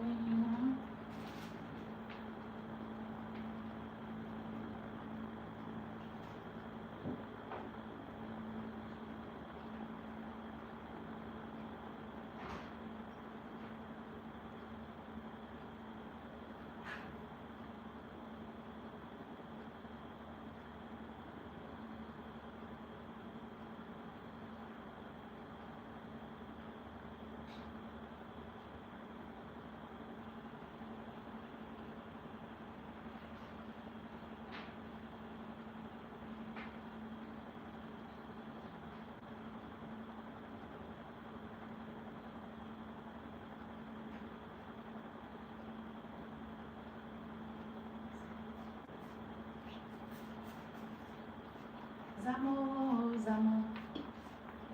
Zamo, Zamo. Zamo, Zamo, Chineke mo. Zam, Zam, Zam.